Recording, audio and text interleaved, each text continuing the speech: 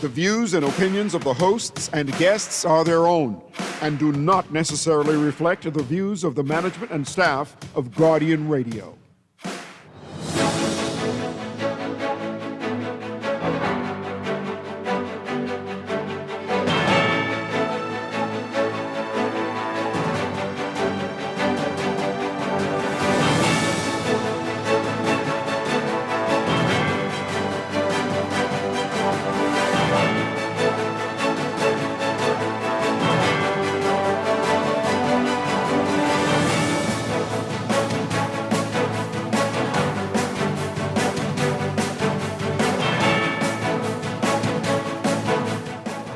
Good morning. BPL and BGC urging everyone to conserve energy. The BPL chair sticking to the claims that the company was ready for the summer. BGC says it's still working to acquire the T&D assets from BPL, as its CEO is encouraging everyone to sit on the beach to help reduce the electricity load. And EV dealership owners rejecting any suggestion that electric vehicles are strained. As BGC says, it's still looking for more employees. It's all straight ahead this morning. I'm Dwight Strachan, and this is Blend. It's a new day. Wake up. It's a new day. It's the start of a new way. Don't you know that it's the start old way. Wake up, it's a new day. Wake up, it's a new day.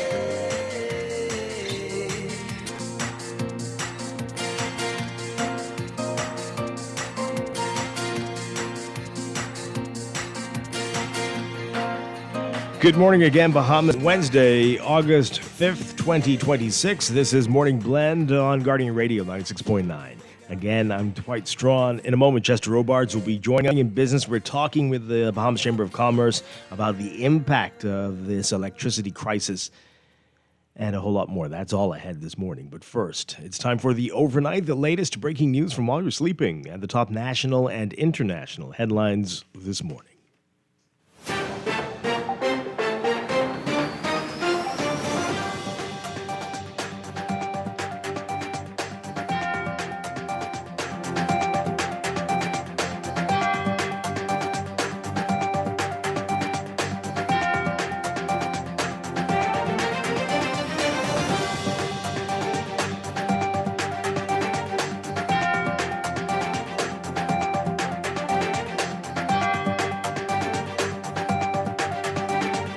In the overnight, Bahamas Power and Light and Bahamas Grid Company and their representatives urging customers to conserve energy amid ongoing power cuts that have frustrated and angered many across the country. BPL and BGC holding a joint press conference at the Office of the Prime Minister yesterday to address the energy crisis that has persisted over weeks. BPL Executive Chairman Christina Alston appealing to residents to conserve energy within their homes as BPL works to get a hold on the dire situation. She said the power company has already asked government agencies to conserve and to reduce pressure on the grid. She said they put out a call to government agencies and asked them to conserve energy and cut back on air conditioning, and that it was very successful. She says the loads immediately dropped. Alston said that those conservation efforts will be permanently instituted. She said those efforts are important because during the current summer season, there is no temperature differential between the daytime and nighttime peak hours, leading to a continuous system peak. Alston also dismissed suggestions that the power company was not fully prepared to tackle the demands of summer. She insisted BPL took steps towards ensuring summer readiness, including making sure that generation was online in New Providence. She said the electrical system in the Bahamas is one of the most complex systems in the Caribbean, noting that underground cables are difficult to locate.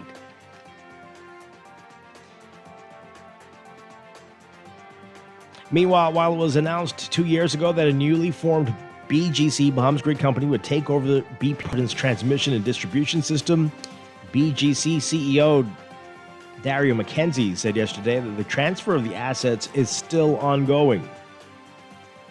He says it's a complicated process, that when assets have been owned by one entity for several decades, there's a whole process that needs to be followed in order to finalize the deal. BGC's role has come into question as New Providence continues to grapple with extremely inconsistent power supply, which officials blamed on high summer temperatures, increased demand, and antiquated grid and even lightning have left residents and business owners deeply frustrated. The deal with BGC was announced 2 years ago as part of the larger energy reform effort under the Davis-led PLP government. And as repeated power outages have led to questions over the state of New Providence's grid, BGC CEO saying that the company, which took over the island's transmission and distribution system, is still searching for more employees. McKenzie was asked whether a lack of sufficient skilled workers, due in part to the fact that BPL linesmen opted not to be seconded to the newly formed BGC, was a contributing factor to the current state of the grid. He said, quote, "Our target goal is to reach somewhere between 160 and 180 people. Currently, T&D staff were roughly at 100. Not all 100 are dedicated to line work, and I think that's perhaps the crux of the question."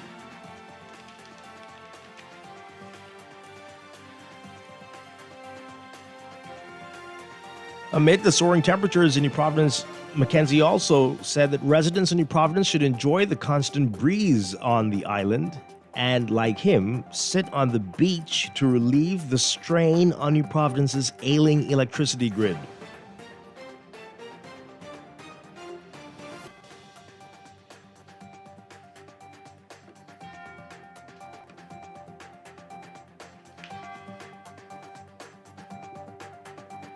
He said BGC plans to simplify New Providence's complex electricity network by replacing aging British standard infrastructure with a more resilient system modeled after FP&L, Florida Power and Light. McKenzie explained that New Providence's electricity network has evolved into a highly complicated system over decades. Back to BPL COO now, Chief Operating Officer Anthony Christie told Guardian Business yesterday that 7 Wärtsilä engines installed at BPL's Clifton Pier power plant in 2021 will not be converted to run on LNG when it becomes available, despite the fact that this was one of the reasons the previous government, the F&M administration, purchased the engines. The purchase of those engines seemingly ended one of the most vexing periods of blackouts for residents of New Providence between 2019 and 2021, when they were purchased under advice from Shell North America, which was close to closing a deal with the then government to produce power for New Providence and provide LNG. It was understood that the tri-fuel engines would eventually be converted to burn LNG. Christie saying that the Clifton units will stay on heavy fuel oil,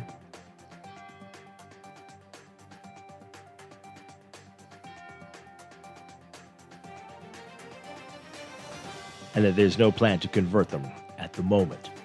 And electric vehicle dealership owners are pushing back against suggestions that EV charging is contributing to the strain on New Providence's electricity grid, arguing that the country's aging infrastructure, not the growing adoption of electric vehicles, is responsible for the recent wave of outages.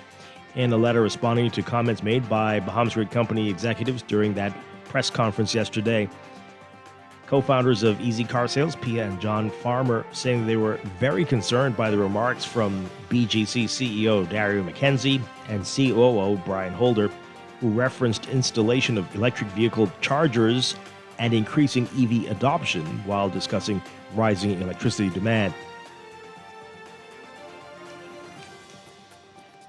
In other news, the Ministry of Works condemning the Fresh Creek Bridge in Central Andros. Senior engineer Anton Taylor saying that the initial observations reveal the intermediate pier at one of the pile caps has sunk, and that as a result, all of the weight has shifted to the 2 external piers. He says because of this, the pile cap has deflected some 20 to 30 degrees. The 50-year-old bridge connects Andros Town to Coakley Town.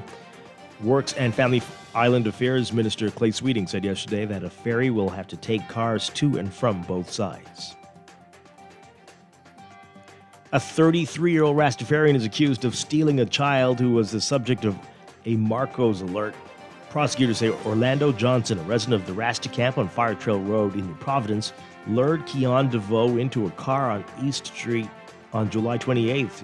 DeVoe was reunited with his family shortly after the alert was issued. Johnson was not required to enter a plea to the charge of child stealing when he made his first court appearance before Acting Chief Magistrate Ancella Evans.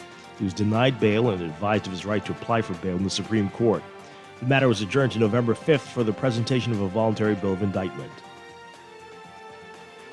A magistrate ordering a pack of dogs that savaged a 9-year-old American tourist put down as she jailed their owner for 1 year. Harrington Vincent Roll of South Bimini showed no emotion as Acting Chief Magistrate Ancella Evans delivered her sentencing decision. The 34-year-old's 6 Staffordshire Bull Terriers viciously mauled Bo Brayton on July 28th as he collected sand from a beach at the Bimini Cove Resort and Marina, leaving him with 100 bite marks about the body. Roll said that he told his 14-year-old nephew to secure the dogs when he reported for duty as the marina's dockmaster.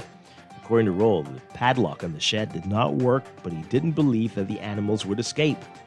In sentencing, Evans said that a message must be sent to all dog owners to ensure that their dogs are secured at all times. Evans said that Roll failed to personally ensure that the dogs were contained and instead left that responsibility to a child. Bo had to be airlifted to Florida for emergency treatment after the attack and has had 2 surgeries, one of them lasting for 10 hours. And an American lawyer escaped spending 2 years in prison on gun and ammunition possession charges by paying a $30,000 fine. Matthew Paul Brewer of Lynn Creek, Missouri, pleaded to possession of an unlicensed firearm, possession of ammunition, and possession of a firearm component at his arraignment before Senior Magistrate Algernon Allen Jr. as part of a plea deal. Officers from the Royal Bahamas Defense Force were near Norman's Key in the Exumas on July 31st after boarding his boat. They found a .40 caliber pistol, 25 rounds of ammunition, and a magazine. Brewer admitted that he didn't declare the firearm when he entered the country. He claimed that the gun held sentimental value because it belonged to his late father. In accordance with the agreement, Brewer was fined $10,000 on each count. Despite his conviction, Brewer was not handed over to immigration for deportation or ordered to leave the country.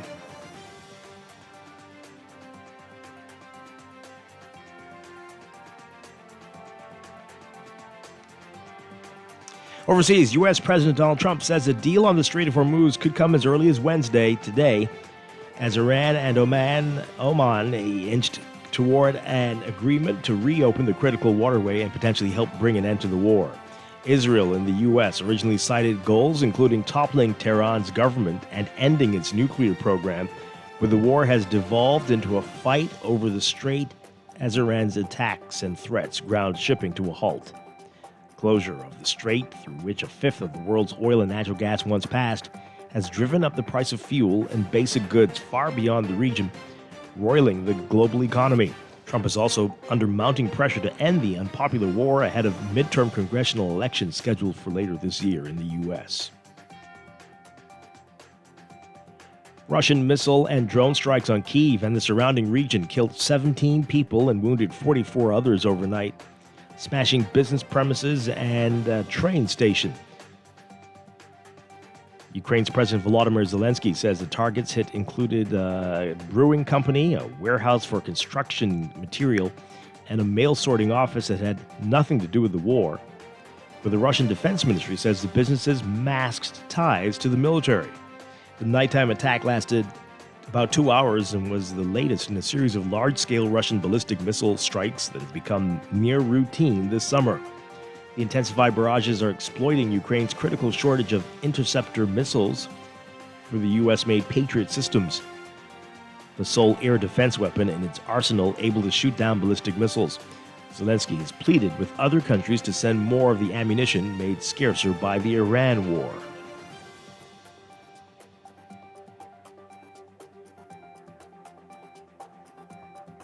Fans fainting at a baseball park, lions dying at a zoo, and a woman taking shelter in a car found dead. It's all as a result of a record heat wave impacting Japan and the Korean peninsula.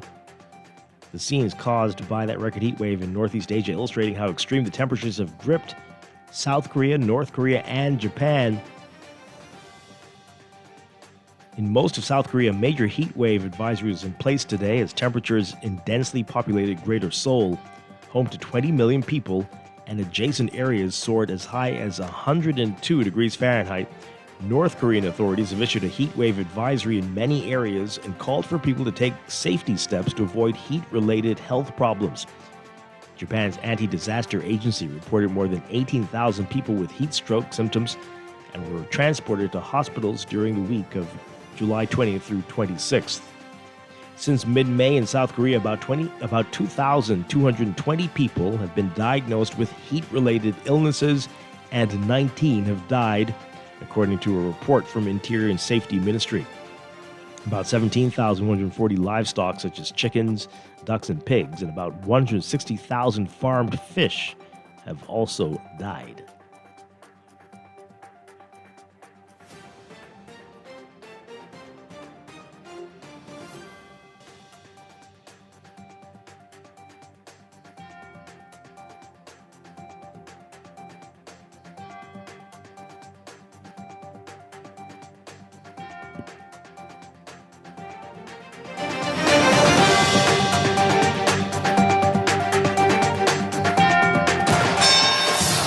This is Sports Update.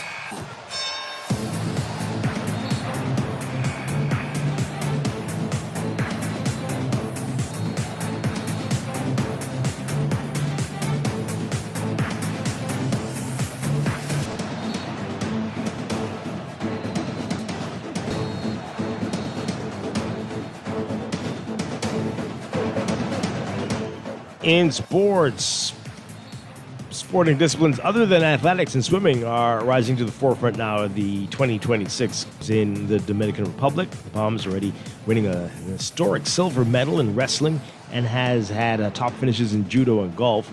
Sailing now making a splash. A number of sailors are either in medal position or close to it, going into their final set of races in their respective series. Read more on that in today's Guardian Sports section.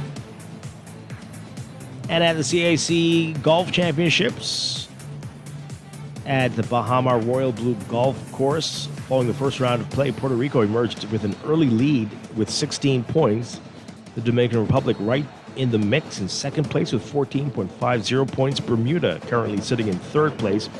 Team Bahamas, the host nation, is in fourth spot with a total of 12.50 points following day one of competition. The host nation is holding its own in the ladies division. Team Bahamas tied for second with the Dominican Republic. Both teams totaling 156 or 12 over par to begin play. Puerto Rico leads the division with 156 over par. More on that as well in today's Guardian Sports section. At sports, and that's the overnight. Time for your first look at weather.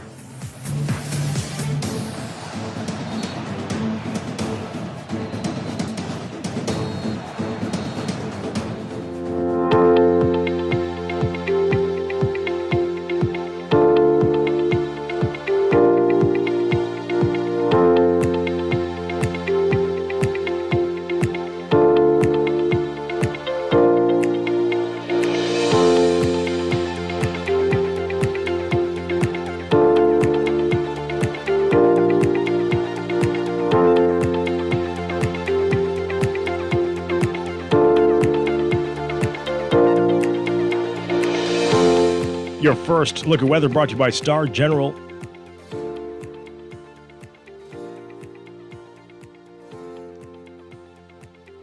And we've got a heat advisory in effect for the entire Bahamas today. Everyone's being advised to remain hydrated, limit strenuous outdoor activities, and seek shaded and well-ventilated areas during peak sunshine hours between 11 a.m. and 4 p.m.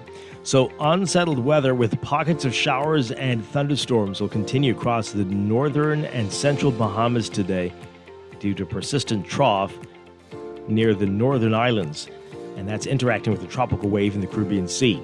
A drier, more stable air mass across the southeastern islands, resulting in sunny skies in that part of the country today. Meanwhile, high pressure supporting gentle to fresh winds and slight to moderate seas throughout the archipelago. So there is a slight risk for a few isolated strong to severe thunderstorms today, especially across the northern, northwest, and central Bahamas. And these storms could produce strong gusty winds, frequent lightning, heavy downpours, and waterspout activity. And there's a slight to moderate risk of rip currents for Atlantic coastal waters and east and southeast sheltered coastal waters as part of the central and southeast Bahamas. And the UV index, again, expected to be in the very high to extreme range. Your forecast for today for the northwest Bahamas, including New Providence, we're looking at variably cloudy conditions through tonight, with a 30 to 40% chance of widely scattered showers and isolated thunderstorms. For the northernmost islands, including Grand Bahama, partly cloudy to cloudy today, with a 40 to 50% chance of scattered showers and isolated thunderstorms. The central islands expect a mix of sun and clouds today, becoming partly cloudy tonight, with a 20 to 30% chance of isolated showers and thunderstorms. And the southeastern Bahamas, partly sunny, becoming partly cloudy tonight, with only about a 10 to 20% chance of showers today, increasing to a 20 to 40% chance tonight. For boaters, winds east to southeast at 10 to 15 knots for the northernmost islands, easterly at 10 to 15 knots for the rest of the northwest Bahamas, and easterly at 15 to 20 knots for the central and southeast Bahamas. High temperatures getting up to around 91 Fahrenheit, 33 Celsius, with the heat index making it feel like it's 102 Fahrenheit, 39 Celsius. Expected for the northernmost islands, highs as high as 93 Fahrenheit, 34 Celsius. The heat index still about the same, about 102 Fahrenheit, 39 Celsius. Overnight lows tonight getting down to a very warm 81, 82 Fahrenheit, 28 Celsius. First, look at weather this morning. We'll have an extended outlook and look at the tropics coming up in just a bit. This weather check brought to you by Star General Insurance, made simple.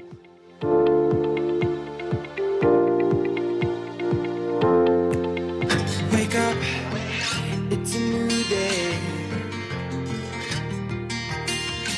Wake up, it's a new day. It's the start of a new way.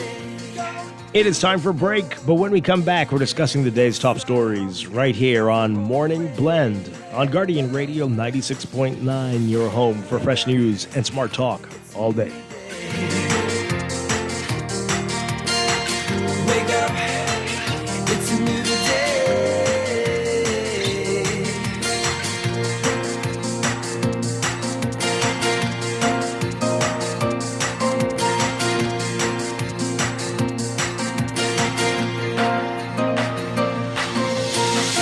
Wake up, it's a new day. Tired of banks forcing you to use technology to bank the way they want you to? Your convenience is important.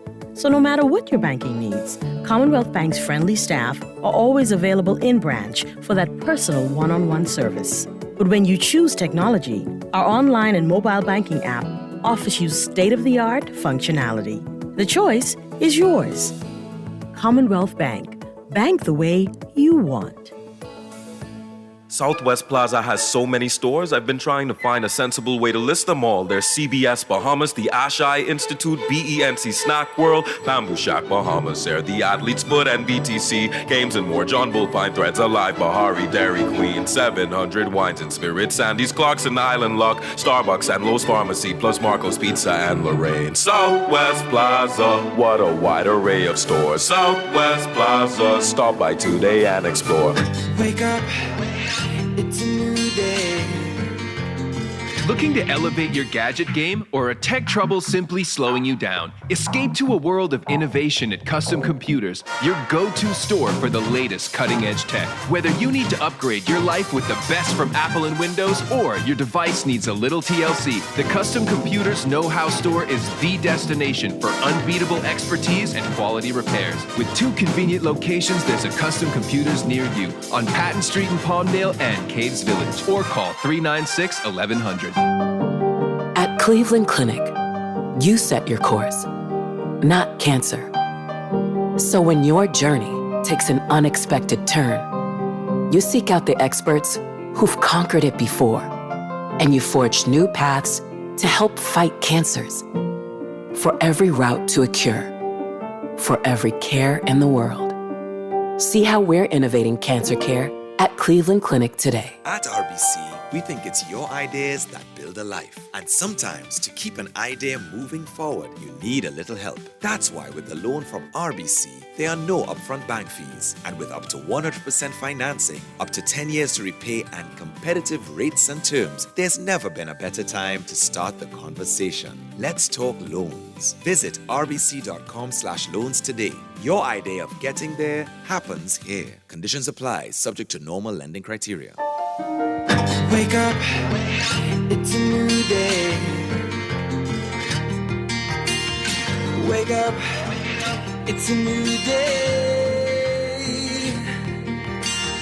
It's the start of a new way. Don't you know that it's the start of the end of the old way.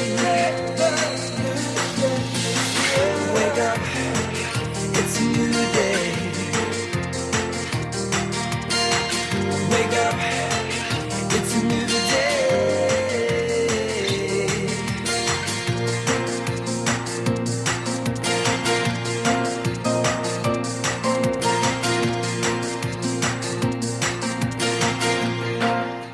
Welcome back to Morning Blend on Guardian Radio 96.9. We are streaming live on GuardianTalkRadio.com and on the Guardian Radio app for smart devices. On cable Bahamas Channel 969 and BTC phone. You can tweet us at Morning Blend 969 or Facebook.com/Morning Blend 969. Text us on the Guardian Radio text line powered by BTC 422-4796. Standard text rate supply. Once again, I'm Dwight Strachan. Joining me now, Chester Robards. Chester Robards, good morning.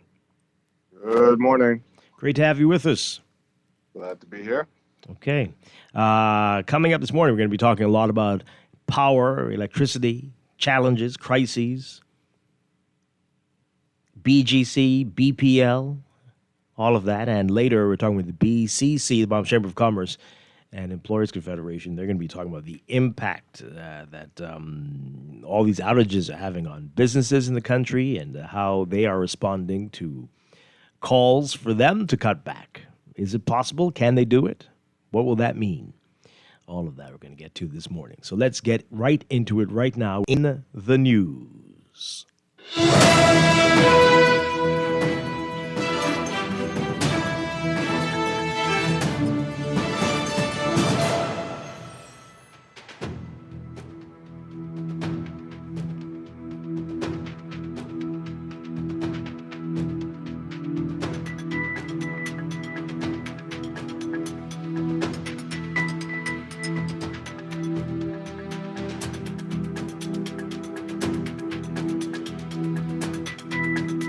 And in the news, Chester, BPL and BGC at OPM talk total BS and I SMH and SMT. Got it. You got it? Picked it up. Okay. Got it. Yeah, since you're just throwing out letters all over the place and talking foolishness. So a press conference during press conference, huh? Sorry? That's the alphabet soup. There you go, and it's not tasty at all. I mean, all the articles in the Guardian today are head-scratching, mind-blowing, and very disturbing, and we need to be concerned. If you weren't already, which I mean, I don't know who could you be to not be concerned about where we are, but panic, maybe it's time. Let's get into it. We're going to let you hear it for yourself if you missed it yesterday. There are a couple of stories here. We're going to begin with this first report. Vonitude has two. We're going to begin with our first one here on just where we are, what's going on. Take a listen. Following a brutal holiday weekend, which was plagued with power outages, BPL Chair Christina Alsam took exception to questions about whether BPL was actually summer ready, despite previous suggestions. She called on consumers to conserve more. And because I think we like to say the gotcha moment. Got BPL. We got them.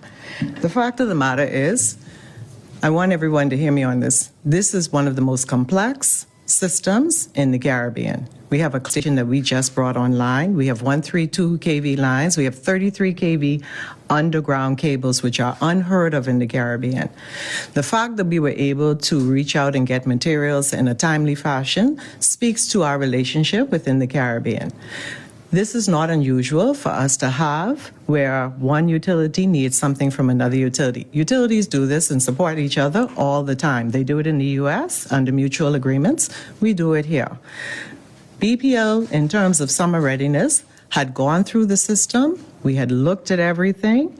We had made sure that the generation was online in New Providence. For thousands of residents in Western New Providence, what was supposed to be a fun-filled holiday weekend quickly turned into a nightmare as prolonged power outages left homes and businesses without electricity for hours. The blackouts came after weeks of recurring outages that have fueled growing frustration among consumers. It is just not the best thing to say, well, were you summer ready? Yes. BPL was absolutely summer ready in terms of making sure that we had sufficient generation, that we had looking for all opportunities that we could to where we needed to mitigate. We did. We worked very closely with BGC, and the two companies together we have meetings now. Is it every week now? Every week.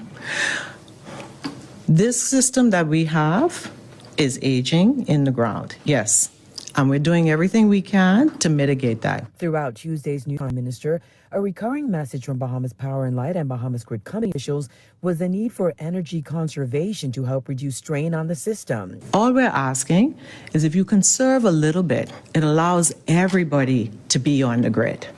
You make a little bit of a sacrifice from 72 to 76, even though if you think it doesn't make a big difference or you're a little bit more warm, you turn on your fan, it makes a huge difference if 100 people do that.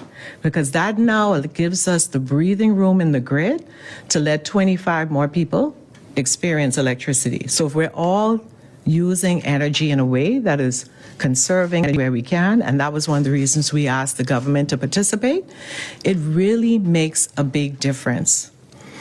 We immediately saw relief on the grid when the government agencies came offline. It was very immediate because electricity moves at the speed of light.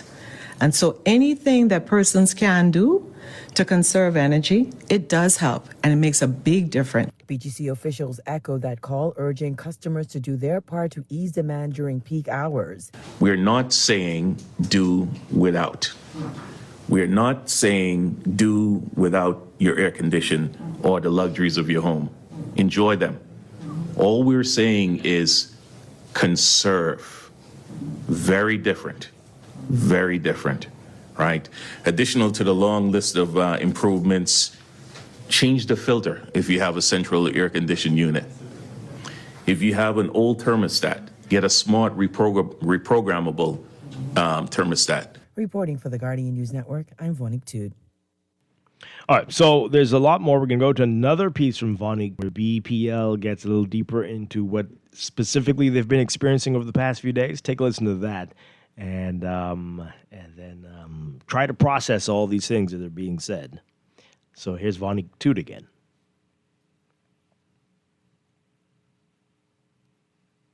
Following cable faults and other issues that triggered power outages across New Providence over the past week, Bahamas Power and Light Chief Operating Officer Anthony Christie says the island has sufficient generation capacity to meet current electricity demand as utilities company prepares for the remainder of the summer season.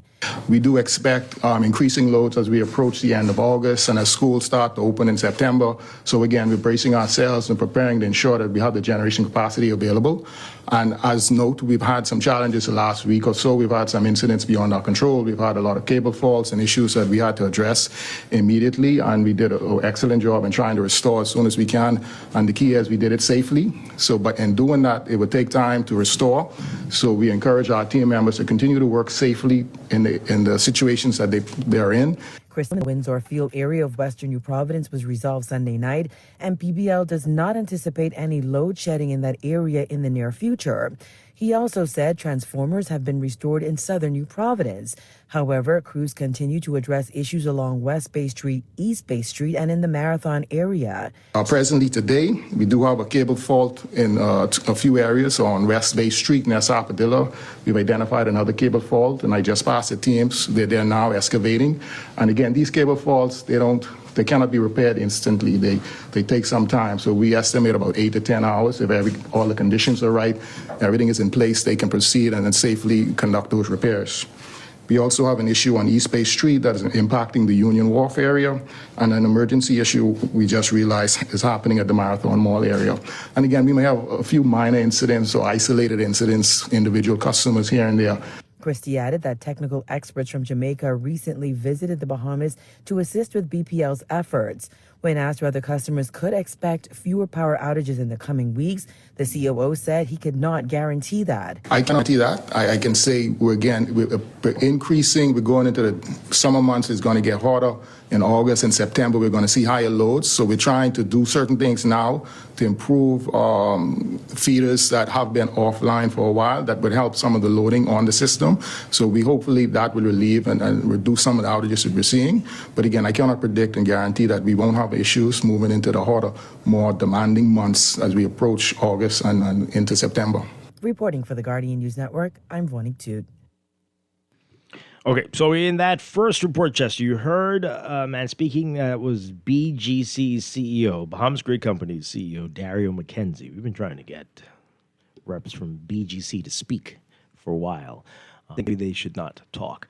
But take a listen to some other advice that McKenzie gives members of the public.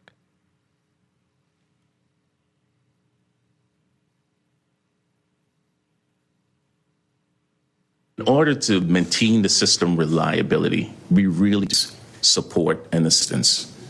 So in short, this is a public appeal where you can. Mr. Holder also talked about unreported or unauthorized connected loads, right? There's a reason why we have processes in place where you ought to report when you're connecting a new EV charger, right? That's a substantial drain, and that's unseen to the system operators. So in short, what I'm saying is we're appealing to the public at large to assist us with curtailing load, especially during peak period. We have a very beautiful island, right? Constant breeze.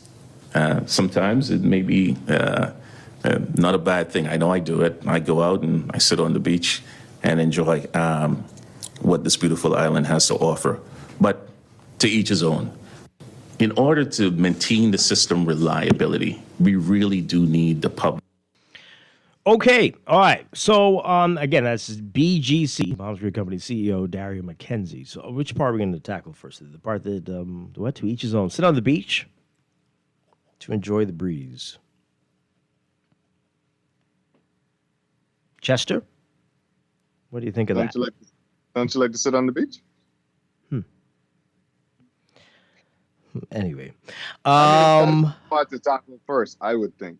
Well, that's because that's the easy part. Get that out of the way, and I love the headline. One of the headlines on the front page of the Guardian: BGC CEO. Again, this is one of the first times he's spoken. Sit on the beach to reduce electricity load. One of the first times he's spoken. Sit on the beach to reduce electricity load. Wow. But anyway, the EVs, and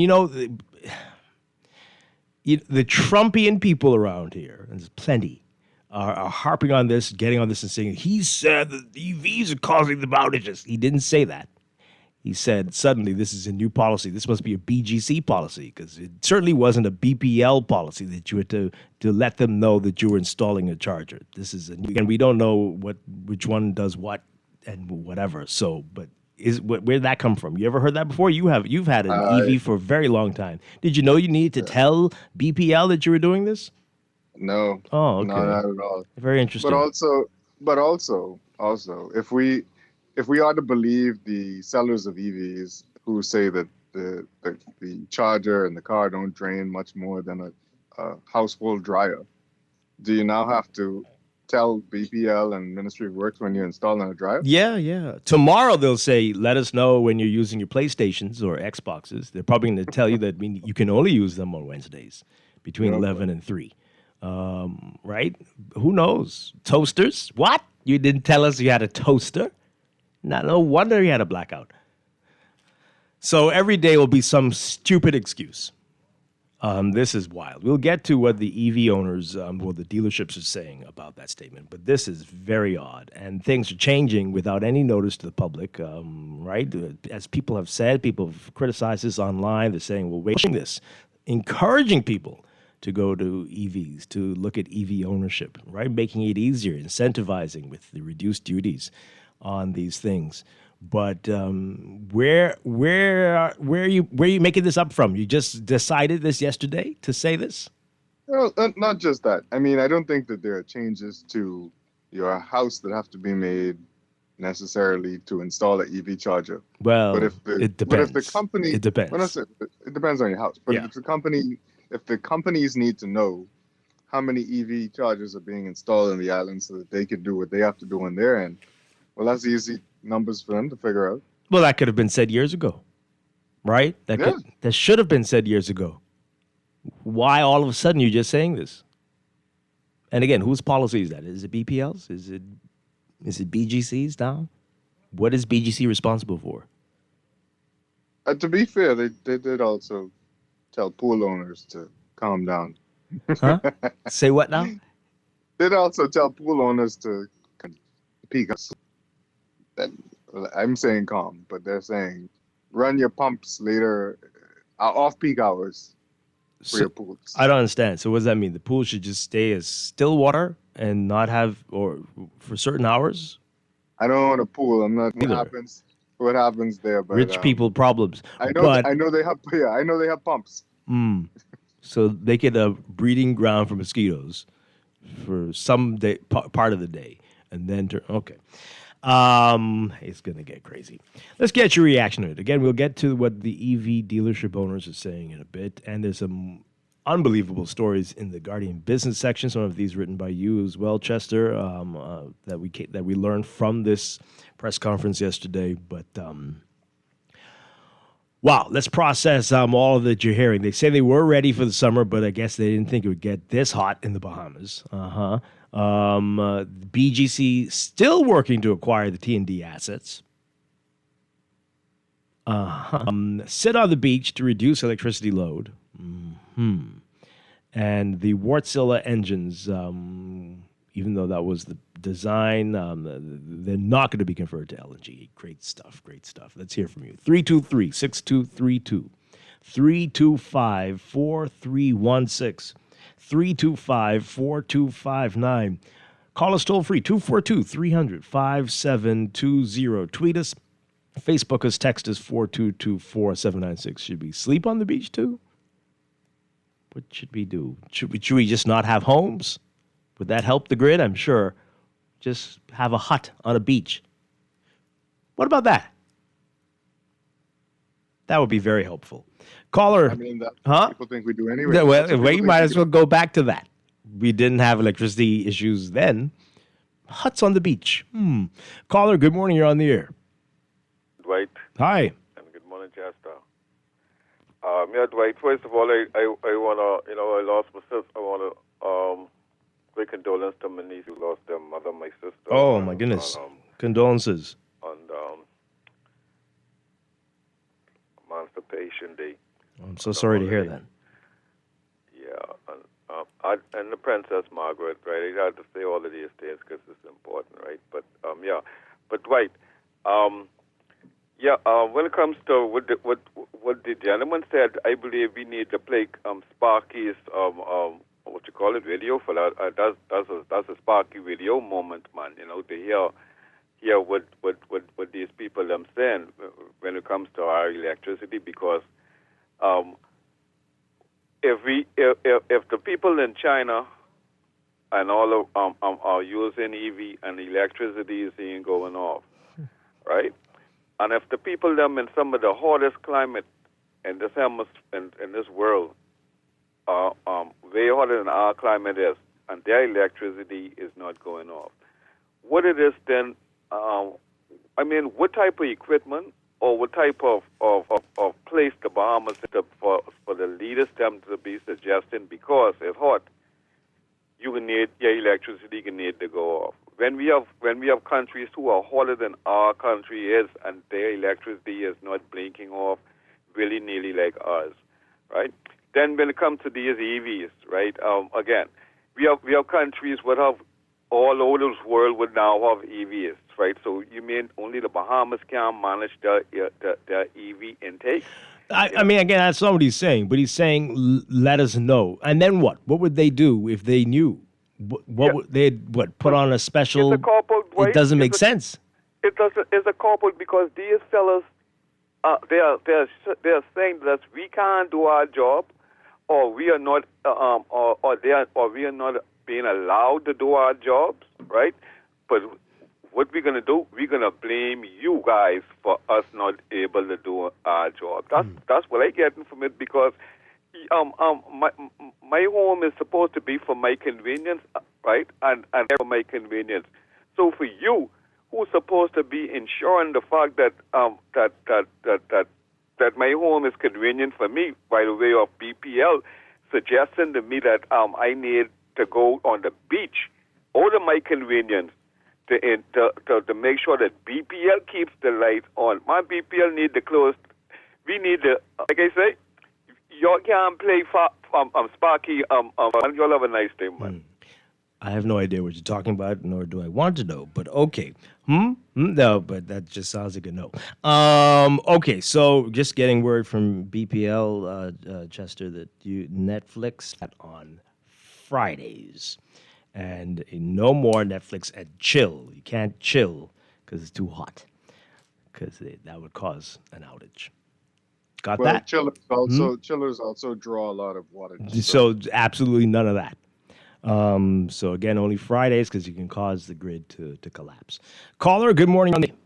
Yeah, what I'm picking up from that, right? If they want to come and let them know with the EV, go to the company and let them tell them, okay, we sold 10 EVs, we installed 5 stuff inside the people's house. Let's go to them. Don't expect me to come to you and tell you, right? Do some homework. And also, too, you feel the air outside. The air outside, yes, it's hot. I could go sit on the beach here, but I can leave my AC on home, so when I get back home in the home, it can be cold. So go sitting on the beach don't make no sense. Wow. You understand? I hear you. I don't know what's going on. We have sun almost 400 days here in this country. Yeah, way more than the years in calendar. We have sun that much. We tell me now, 2026. I see them clear on the field, but when they get started anyway to the solar. And also where the panels go on by the sports center. Wait, they're still there, aren't they there? They're still there. They still there? Yeah. Oh, okay. So, I mean, some EV people could go there and charge a bigger. I don't think it's set up like that. We asked. It's not set up like a good thing. Thank you very much. Appreciate it. Chester, you have any information on that, the solar field?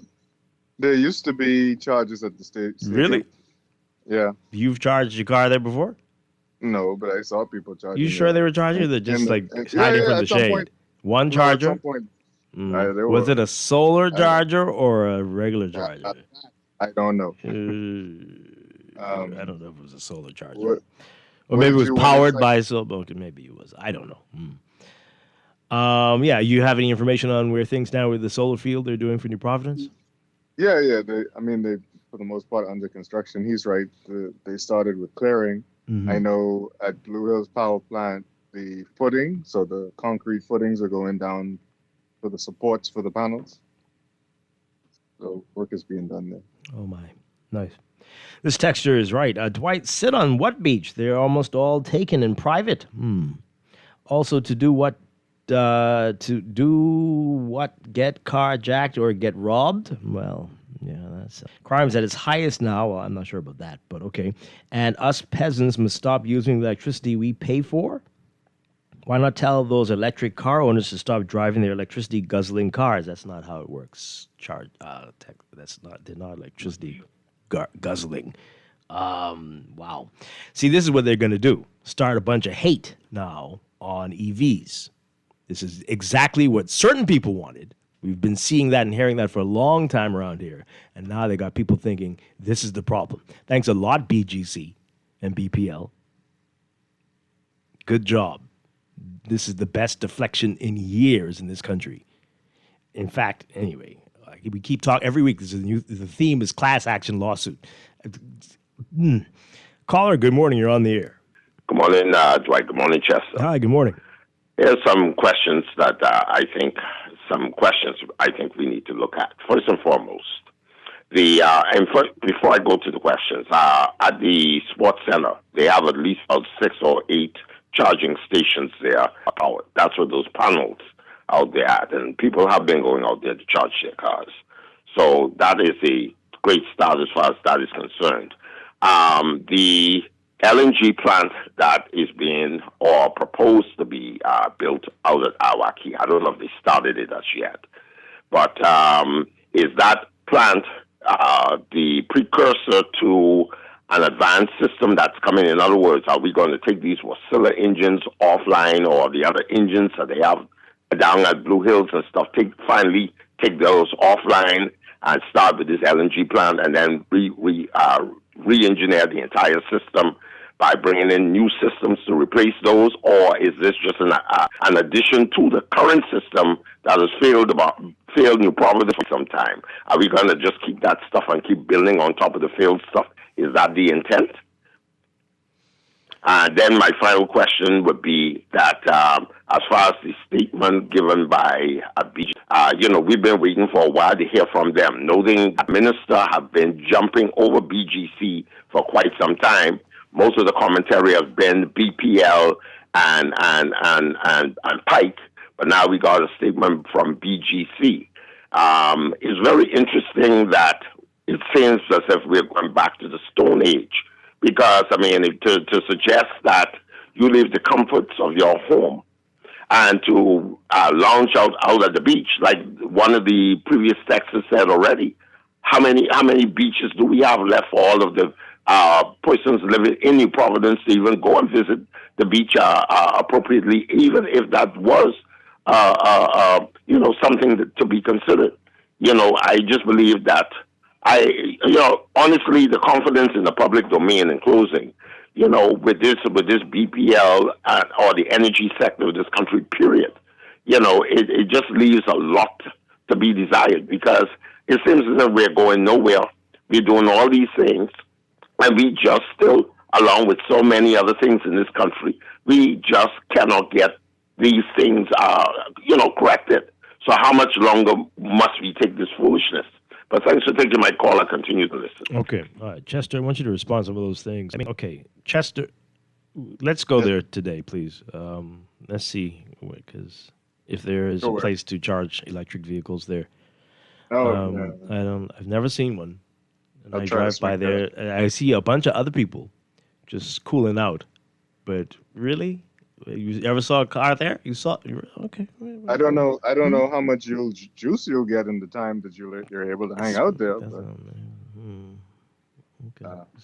I've seen people talk. Not recently. Okay. That's interesting. As far as the Arwaki generation facility goes, that's primarily for shore power for cruise ships. Now, they did say they would sell some of that or give some of that back to the grid, when not giving it to the cruise ships, but that's primarily for them. Yeah, nice. And yes, you have a story in the business section today about the Wärtsilä engines.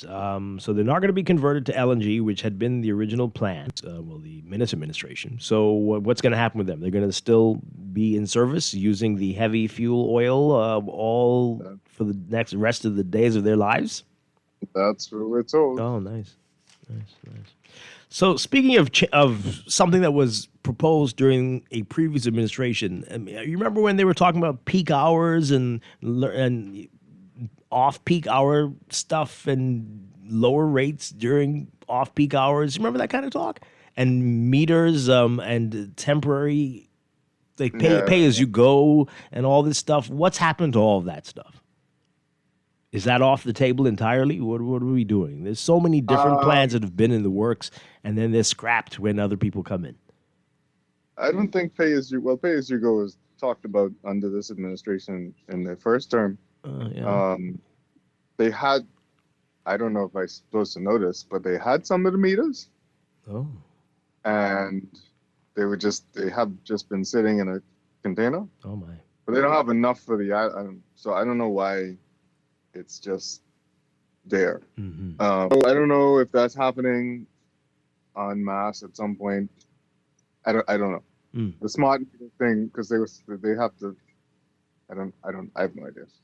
But what was the other things? I don't remember the off-peak conversation. You don't? Well, I could tell you who said it and everything, but that was they were trying to get that together so people would know. Yeah, this is the best time to charge off peak, and there'd be lower rates and all this stuff, and people would. Oh, you're talking about EVs? Not just for EVs, but everyone would need to know when peak hour is and when that would be helpful to a lot of people. But yes, maybe especially to EV owners. But this was all the talk, and this was going to eventually be a smart grid. But I guess we're very far from smart. It's still going to be a smart grid. Yeah, when? It's halfway there. What'd you say now? Halfway to what? Okay. And what do we call smart in the Bahamas? Caller, good morning. You're on the air. Let's take the other call. Good morning, caller. You're live on the air. Yes, good morning, Mr. Strachan. How you doing? Doing well. Yeah, Mr. Strachan, my father had a pool in the back of the yard close by where you live. But, the thing is, the reason for the pool pump would be, to keep circulation for chemical distribution, keep the water safe, right? So for every 10 degrees, the pump should run an hour. So the average pumps run about 8 to 12 hours daily. So they go on a timer, because he used to call me, they reset the timer, install new timers, et cetera, et cetera. But, you can alter that. But for me, as the motor kicks in and out, that's a lot of current in any rich event, Mr. Strachan. As it relates to the charging ports for the EVs, right?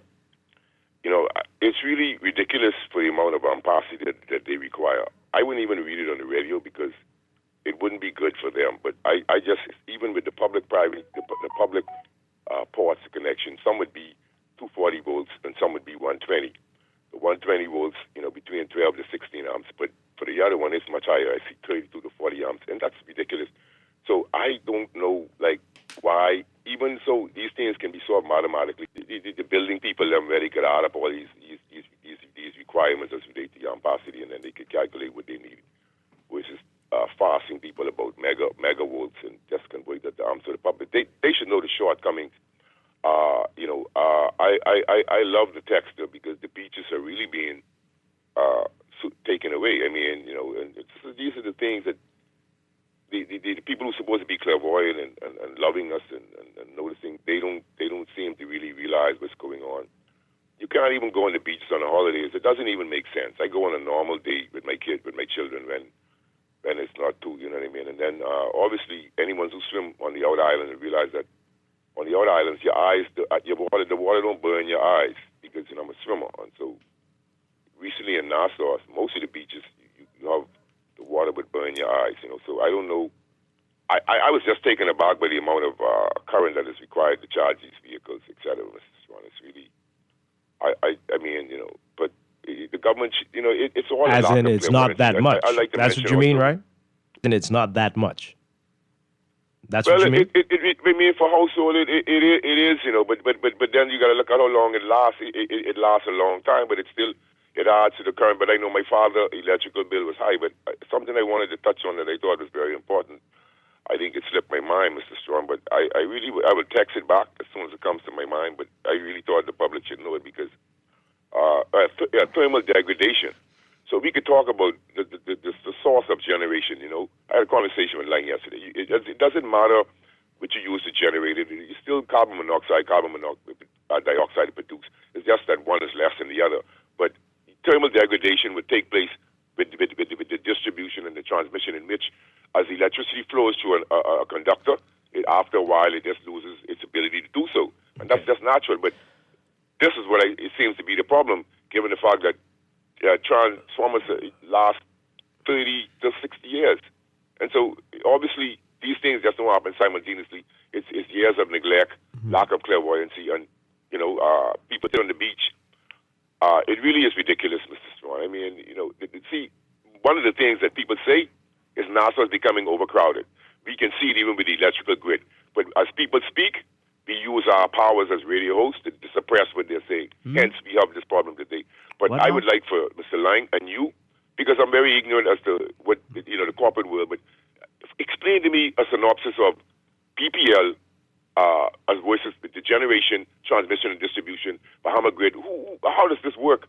You know, I think initially they'd given the employers chance to accept retirement packages and to go on to these other said companies. I really don't understand. I really don't understand how this trilateral agreement is working and how it works. Thanks a lot. We don't think they do either. They're just trying to figure it all out. Is it even a thing? Is it even a thing? It's still working out things. And do they know yet which one of them is responsible for the street lights? They're all off all over the place. Nobody knows. The EV chargers cause lights to go out too. Probably. Calls coming in. We got a lot of your text messages, but we got to go to the news. Boy. Wow. You scared yet? I think you should be. We're going to be back after the news. A whole lot more to get to on this Wednesday morning. This is Morning Blend on Guardian Radio 96.9.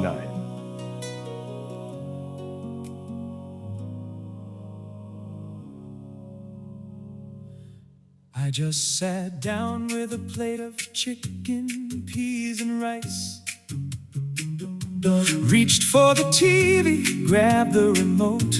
All of a sudden, darkness grabbed me by the throat. The fan stopped spinning, the fridge went still. I sighed and said, well, here's the bill, courtesy of BPL. They've got us living by candlelight. 1 minute you're dancing, the next you can't see. Surprise, they shout. Courtesy of BPL. This is Guardian Radio 96.9 FM.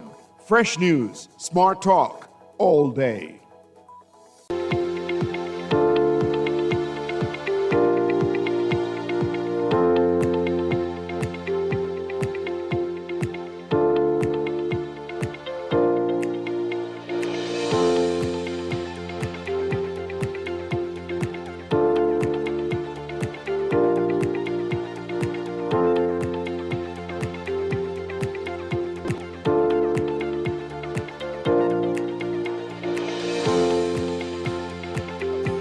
Welcome back to Morning Blend on Guardian Radio 96.9. We are streaming live on GuardianTalkRadio.com and on the Guardian Radio app for smart devices. Also on your televisions on Cable Bahamas Channel 969 and BTC Flow Channel 612. You can tweet us at Morning Blend 969 or Facebook.com/422-4796. Standard text rates apply. And now at 8:19, time for another check of your weather for today, brought to you by Sherwin-Williams. So we've got a heat advisory in effect for the entire country. Everyone's being advised to remain hydrated and limit outdoor activities during peak sunshine hours. Unsettled weather with pockets of showers and embedded thunderstorms will continue across most of the country, the northern and central parts of the country today, due to a persistent trough near the northern islands interacting with a tropical wave in the Caribbean Sea. A drier, more stable air mass across the southeastern islands will result in sunny conditions in that part of the country. Meanwhile, high pressure is supporting gentle to fresh winds and slight to moderate seas throughout the archipelago today. So while the current surface trough drifts westward and away from the area, the upper level disturbance is expected to enhance another trough that's currently moving westward across the Atlantic and is expected into the southeastern islands by Thursday. That trough will bring much needed moisture to the southeastern islands before drifting northwestward through the rest of the country, supporting periods through Friday. At the same time, a strengthening ridge of high pressure building westward into the southwestern Atlantic will continue to transport some tropical moisture across the islands. So ahead of all that, for today, there is a slight risk of isolated to strong and severe thunderstorms across the northern, northwest, and central Bahamas today. These storms are capable of producing strong gusty winds, frequent lightning, heavy downpours, and waterspout activity. And there's a slight to moderate risk of rip currents for Atlantic coastal waters and east and southeast sheltered coastal waters in the central and southeast Bahamas. The UV index, again, will be in the very high to extreme range. So for today, look for variably cloudy conditions through tonight for the northwest Bahamas, including New Providence. Partly cloudy to cloudy for the northernmost islands today. A 40 to 50% chance of scattered to showers and isolated thunderstorms for the northern Bahamas. 30 to 40% chance of widely scattered showers and isolated thunderstorms for the rest of the northwest Bahamas. The central and southeast Bahamas looking at better conditions, a mix of sun and clouds. 2 parts becoming partly cloudy tonight. About a 20 to 30% chance of isolated showers and thunderstorms for the central islands, 10 to 20% chance for the southeastern islands, but increasing to about 20 to 40% chance by tonight. It's going to be another hot day. Highs around 91 Fahrenheit for most areas, 33 Celsius. The heat index will make you feel like it's 102 Fahrenheit, 39 Celsius.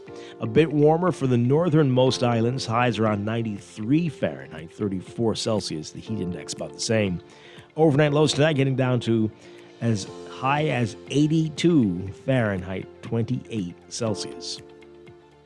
In your extended outlook for tomorrow, Thursday, partly cloudy to cloudy for the southeastern islands, partly cloudy for everywhere else, a 20 to 40% chance of isolated showers and thunderstorms.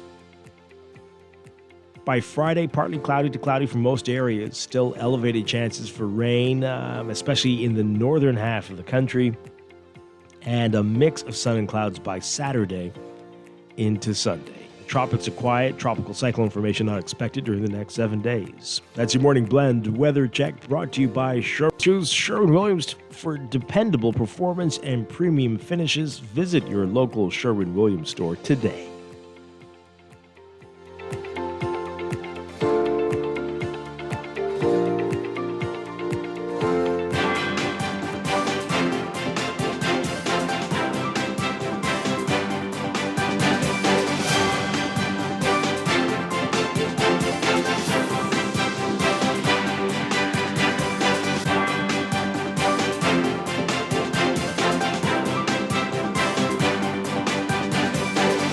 8:24, time for a check of traffic, brought to you by NUA Insurance. So we've got a couple of hot spots for you. You've got Milo Butler Highway, as usual, heavy traffic just north of Fire Trail. You'll see that in the lanes all the way up to Tonic Williams-Darling Highway.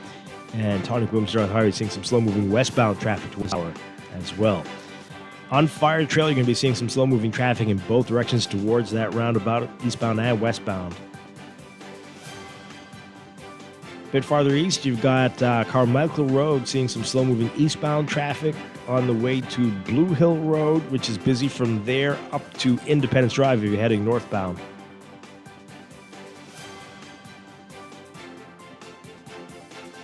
And along Robinson Road, just west of Prince Charles and Soldier Road, you're going to be seeing that slow, heavy westbound, and even on to Marathon East-West Highway.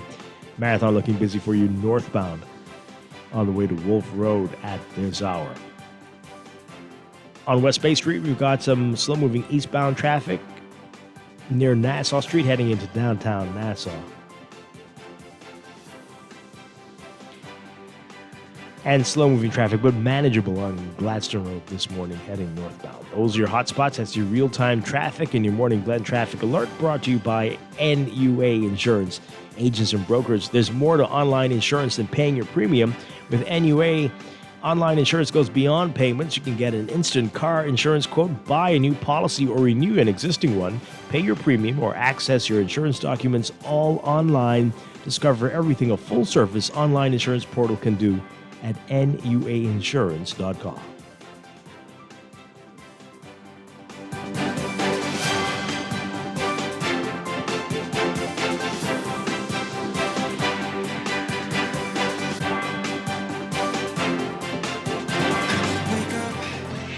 It's a new day.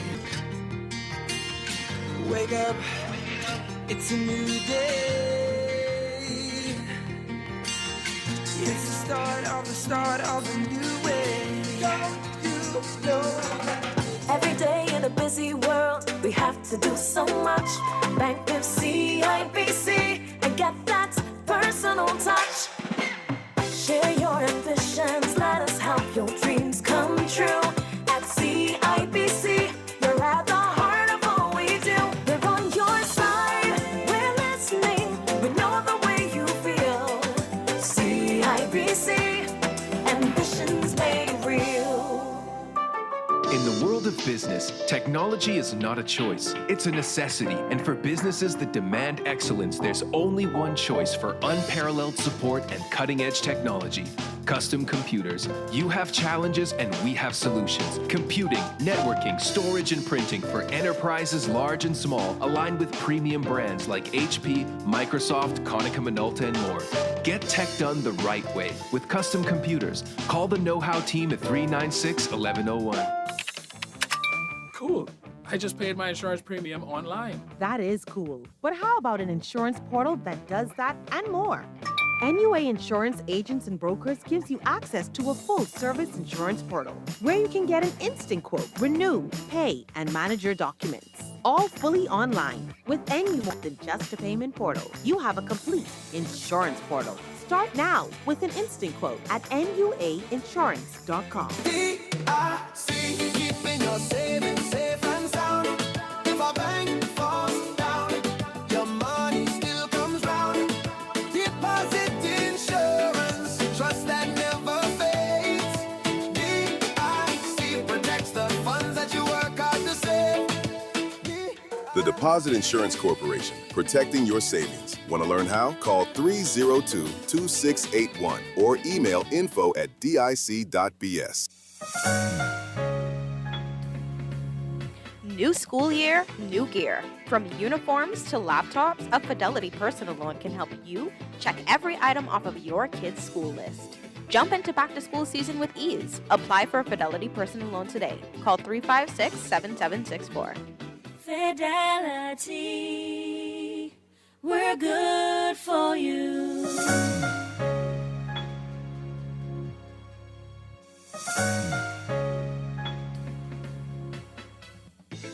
Running low on summer funds? Squeeze every drop of fun out of your loan. From backyard upgrades to family getaways, Fidelity here to help. Call 356-7764 today. Fidelity, we're good for you. Shop early to get your uniforms and get Janae's Uniform Center's buy 4 get 1 free sale. Pre-monogrammed and regular school shirts, dry fit and cotton polos, jumpers, skirts, boys long and short pants, PE shorts, underclothes, tights, socks, neckties, belts, sleeping mats, hair accessories, and character work desk. Get 50% off backpacks, lunch bags, and raincoats. Buy 4 school shirts, get 1 free. Buy 2 skirts, jumpers, or pants, get the third 50% off. Need embroidery and monogramming done? Visit Janae's Uniform Center early. Beat the back-to-school rush. Janae's Chesapeake Road back-to-school special. Restrictions apply. Tell them. Did you know that world-class medicine is just a quick flight away in Tampa? Tampa General is Florida's premier academic health system and one of America's top hospitals. Our global medicine program delivers advanced treatment options, assists with coordinating travel, and provides cultural support from a multilingual team. Discover the power of academic medicine at Tampa General's Global Medicine Program. For more, visit tgh.org/globalmed. For fast, reliable, and impactful further, let Printmasters bring your masterpiece to life.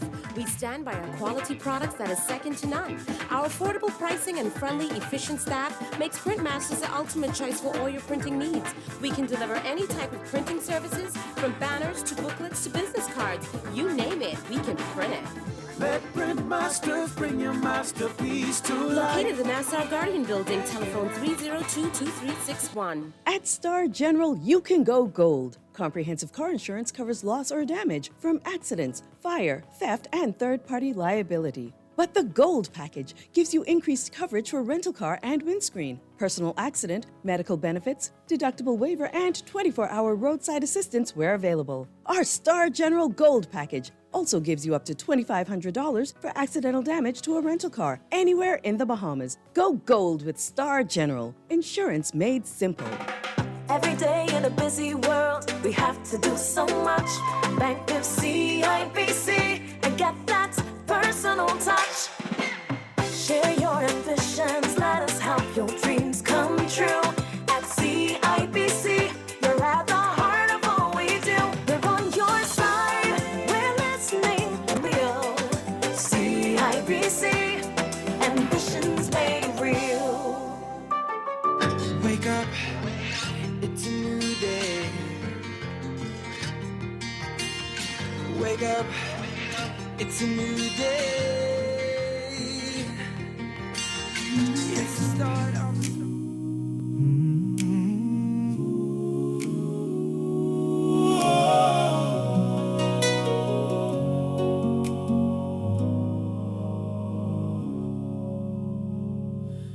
I just sat down with a plate of chicken, peas, and rice.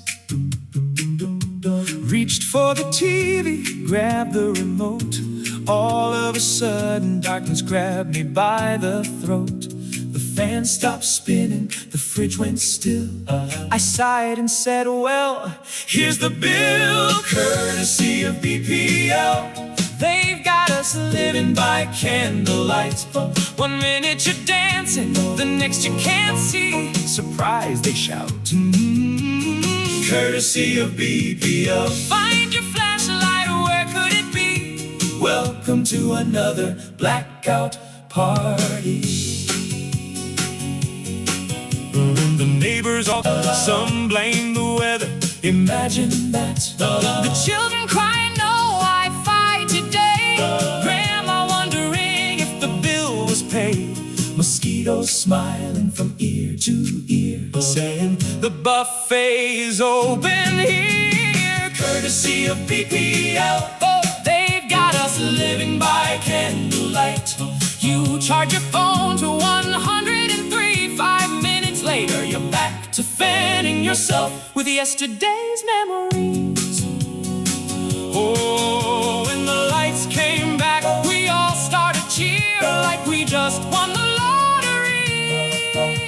The TV blinks, the fan starts to spin. We shout, thank God we're back on again. But don't settle in your seat, because you never know when it will repeat. Crying won't help, just smile. So raise your candles with me.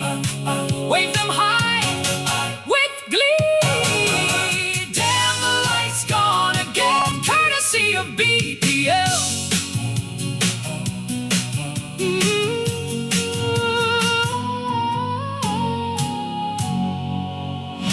This is trauma. This is the more you listen to it, the sadder it gets. People hate AI music a little less. Yeah, because it's really good. I think it could win if we had a Song of the Year competition in the country. It'd be up there. Boy, and I'd love to see the AI that comes to accept it at the podium. You know, what would that look like? Hey, welcome back to Morning Blend on Guardian Radio 96.9. Dwight Strachan along with Chester Robards. Do you know who made it? I don't know. I have some suspicions, but I don't know. But it's genius. It's genius. Was there some 80s sitcom montage that went with it? You mean like a music video? Yeah. I mean, I just think it should just be darkness. Maybe one flicker of a light. You know, maybe a lightning strike, an explosion occasionally. You know, but most of it should be in the dark. I just gave someone homework then. I need to see that. But you got to keep it minimalist, because that's all we're getting. Getting the bare minimum from the subject of the song. But yeah, Wow. Oh, yes, we got a whole lot of your text messages, but there are a lot of articles in the paper today we want to go through. So the EV dealership owners are reacting to the nonsense that was spewed out yesterday at OPM. And then BGC says it's still looking for employees. There's a line in the statement that's come from BTVI. And that's beautiful. That's beautiful. But whoa, wow. Okay, and then BGC says that it will simplify, improve New Providence's complex electricity network, but I guess as soon as it is able to fully acquire the T&D assets from BPL. So we got a lot going on, and I'm really, really very nervous. Okay, so callers we'll get to in a second, but let's read some of these messages that have been coming in from earlier in the show. This person says here, this level of excuse-making, technical condescension, and incompetence is unacceptable. We don't need this PR executive team. When will heads start rolling? Wow, yeah, we were saying that last week. But I suspect now, knowing how bad things are, if they were to start rolling heads, it would probably cause strain on the grid and there'd be a blackout. So they can't even do that. No. This one says that they don't even have to install the charger. I don't understand what you mean. They don't even have to write down the factory. So, I mean, what would they do with the information? That's what. So they just say, "Oh, great, thanks for telling us," and then what? Any idea, Chester? I mean, they'll know it, and then what? So we could higher estimates on your bill? They go, well, install a new generator. Really? Yeah. No, they'll just say, hell, they charge in the car there, so we're going to estimate their bills $500 more. Anyway. Should we tell BPL we are installing an electric stove? They must stop. Well, definitely, as Chester mentioned earlier, a dryer, an electric dryer, if you have one of those. Sit on the beach. He must be crazy. Is he going to give us a vehicle and gas money every time we go on the beach? Plenty jokes, Dwight. I mean, I suspect he'll tell you to walk. Walk. Definitely don't go to the beach in your electric vehicle. That's just, you're looking for that when you get back. What are you doing around these parts? Yeah. You drove here in this? It's a good thing I live in Grand Bahama. I don't know. Said no one ever, but okay. I was told by a BPL employee that they are the administrators and Bahamas Grid is responsible for generation. Bahamas Grid is the problem. Well, who's that employee? You sure? What? What does BPL stand for in this world in which you spoke to this employee? Because they are. Either they are the only person who knows anything or the most confused employee of all their employees. Very much so. Wow. I would continue to... Say?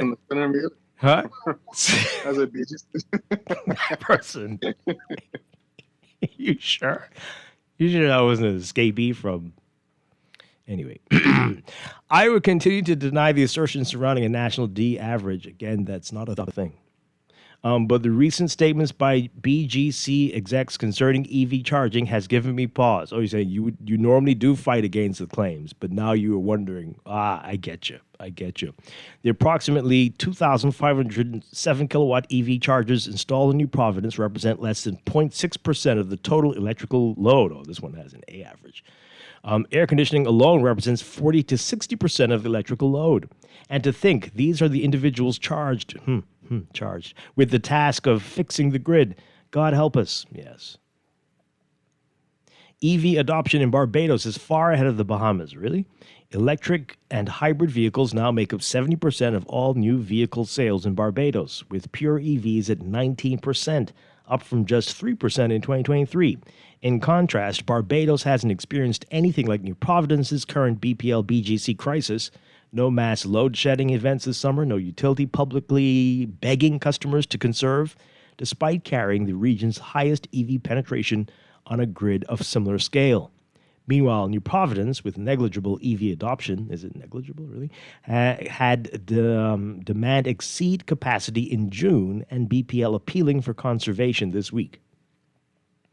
Something's very wrong, but they admit it. They admit that it's very, but we've known that for a while, right? It's not a new development. Well, also, they say it's not generation, right? So we have to keep reminding ourselves that we have no problem producing the power. Right, right. The problem we have right now is sending the power. And the heat. Well, sending the power through the heat is the problem. Oh, they didn't. Okay. Yeah. Because, I mean, the heat indices are high, but the temperatures are not higher than they normally are. There were a couple days in Grand Bahama where they hit 95. Not very common, but not outside the range of normal. You know what I mean? So what are we talking about? The underground cables are old and they can't stand the heat. Much like old things, apparently. Oh, boy. Oh, wow. So in their elderly state, they're less likely to be able to tolerate heat. Correct. I see. Think that's what they were saying. Interesting. Okay. This texter says here, this government had absolutely no plans for us. They had no major hurricanes, no natural disasters. They had their own overwhelming celebration parties to run on. They've been destroying themselves in this country from the inside to the rest of the country. The nation needs to assemble in Rawson Square and get rid of... Okay. Interesting. What is so amazing and concerning here, our politicians, our senior government officials, and our senior members from government boards and entities have become so relaxed and casual in spewing nonsense to the Bahamian people. We've become so tolerant, causing for some whom we employ in becoming so bold in speaking the way they do.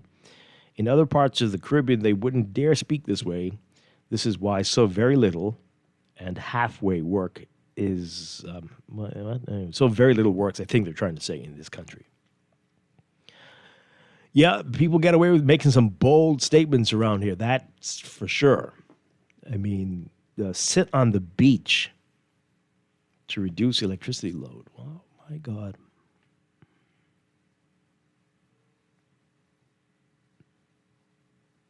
Do we grasp how in a few years people will say, whoa, what, who's? Oh, boy. This texture says, I'm so angry this morning, I don't know where to begin. The Prime Minister can't go home. What excuse do they have now? Blame. No less a person than the Prime Minister was the Minister of Works with responsibility for BC under the Christie government. Whenever anything is built on lies and deceit, it will be exposed, and the truth will eventually be revealed. Okay. Dwight, should we turn off our refrigerators and freezers and heaters? What type of heaters? Should PMH turn off all the life support? No, okay. Oh, boy. One last thing. Who is going to replace our meat, groceries, and extra gas while we live on the beach? Grab your tents. More importantly, who's going to replace our loved ones? Wow, this is a lot. Okay. I get the point you're making, but wow. It's extreme. It sounds like they need to change the slogan from progress to help me help you. That could be progress. I'm with you, Dwight. Perhaps BGC should not speak, at least not that guy. But if he is the CEO, we're in trouble. To rephrase Wyclef Jean, we're in real big trouble. I tell you, it's the... What was the character in Ghost? Molly? Molly, you in danger, girl? It wasn't Molly, right? Whatever it was. Bahamas, you're in danger. OBS, you like that? Yeah, I think they should change the name. And then, it's not, I don't know what you think BS stands for, but that's the internet thing, right? Bahamas.bs. So OBS is a good name. No? You don't like it, Chester? I think it fits. It certainly does. It certainly does. Got a lot of that yesterday. Good morning, Dwight. The CEO of Bahamas Grid needs to shut up. He needs to go to the beach and stay there. He offered no solutions to the problem, but go to the beach and blame EVs. He really disappointed me at that press conference after waiting to hear Bahamas Grid solutions to the power outages. Brave, fix it. Yes, you're right. OBS is going to spread. We're going to get this. This is going to become a thing. We're going to get this. If Trump wants to call the place the Gulf of Mexico, the Gulf of America, then I think we can say we want to call OPM OBS. Yes. Caller, what say you on that? You like that? Good morning, Dwight. Hi. Good morning, Chester. This is Grammy Boy. Good morning. Well, let me get this out of the way first. I would like to say a very special happy birthday to Nurse Adley down there at Renal House on her 73rd birthday, Nurse Adley. Dwight, you see, they could pull this kind of thing off in the Bahamas because our illiteracy rate is very, very high. In Barbados, you got 9.5 out of 10 people literate. So that's why the reason why things like this can work in Barbados, because you can't fool them people. You understand? A refrigerator or an electric stove or anything that goes with electricity is designed to work on a properly working system. You understand? You don't plug your fridge into something with sporadic and he ain't waking and can blow up your fridge all the time. We have not maintained BPL in eons properly. And you know why? Because the persons we are charging to own and run that place, some snakes and little worms here and there, they wouldn't buy socks or necktie to put on. They sell. So you think they're going to maintain any plant? They're making monies from it. And last of all, those guys that are running the BPLs over the years, who ain't going to spend no money to maintain nothing, are now competing with the younger upcoming guys that ain't thinking fossil fuel. These are and electric and stuff like that, and therefore, within the party and without, it's going to cause a clash. So who do we blame when these fellas got lots of EVs? We're trying to convince the population to get away from fossil fuels. Whose pocket is that going to affect? See, you got to follow the money, Ain't nothing wrong with them systems if they properly maintain like Barbados.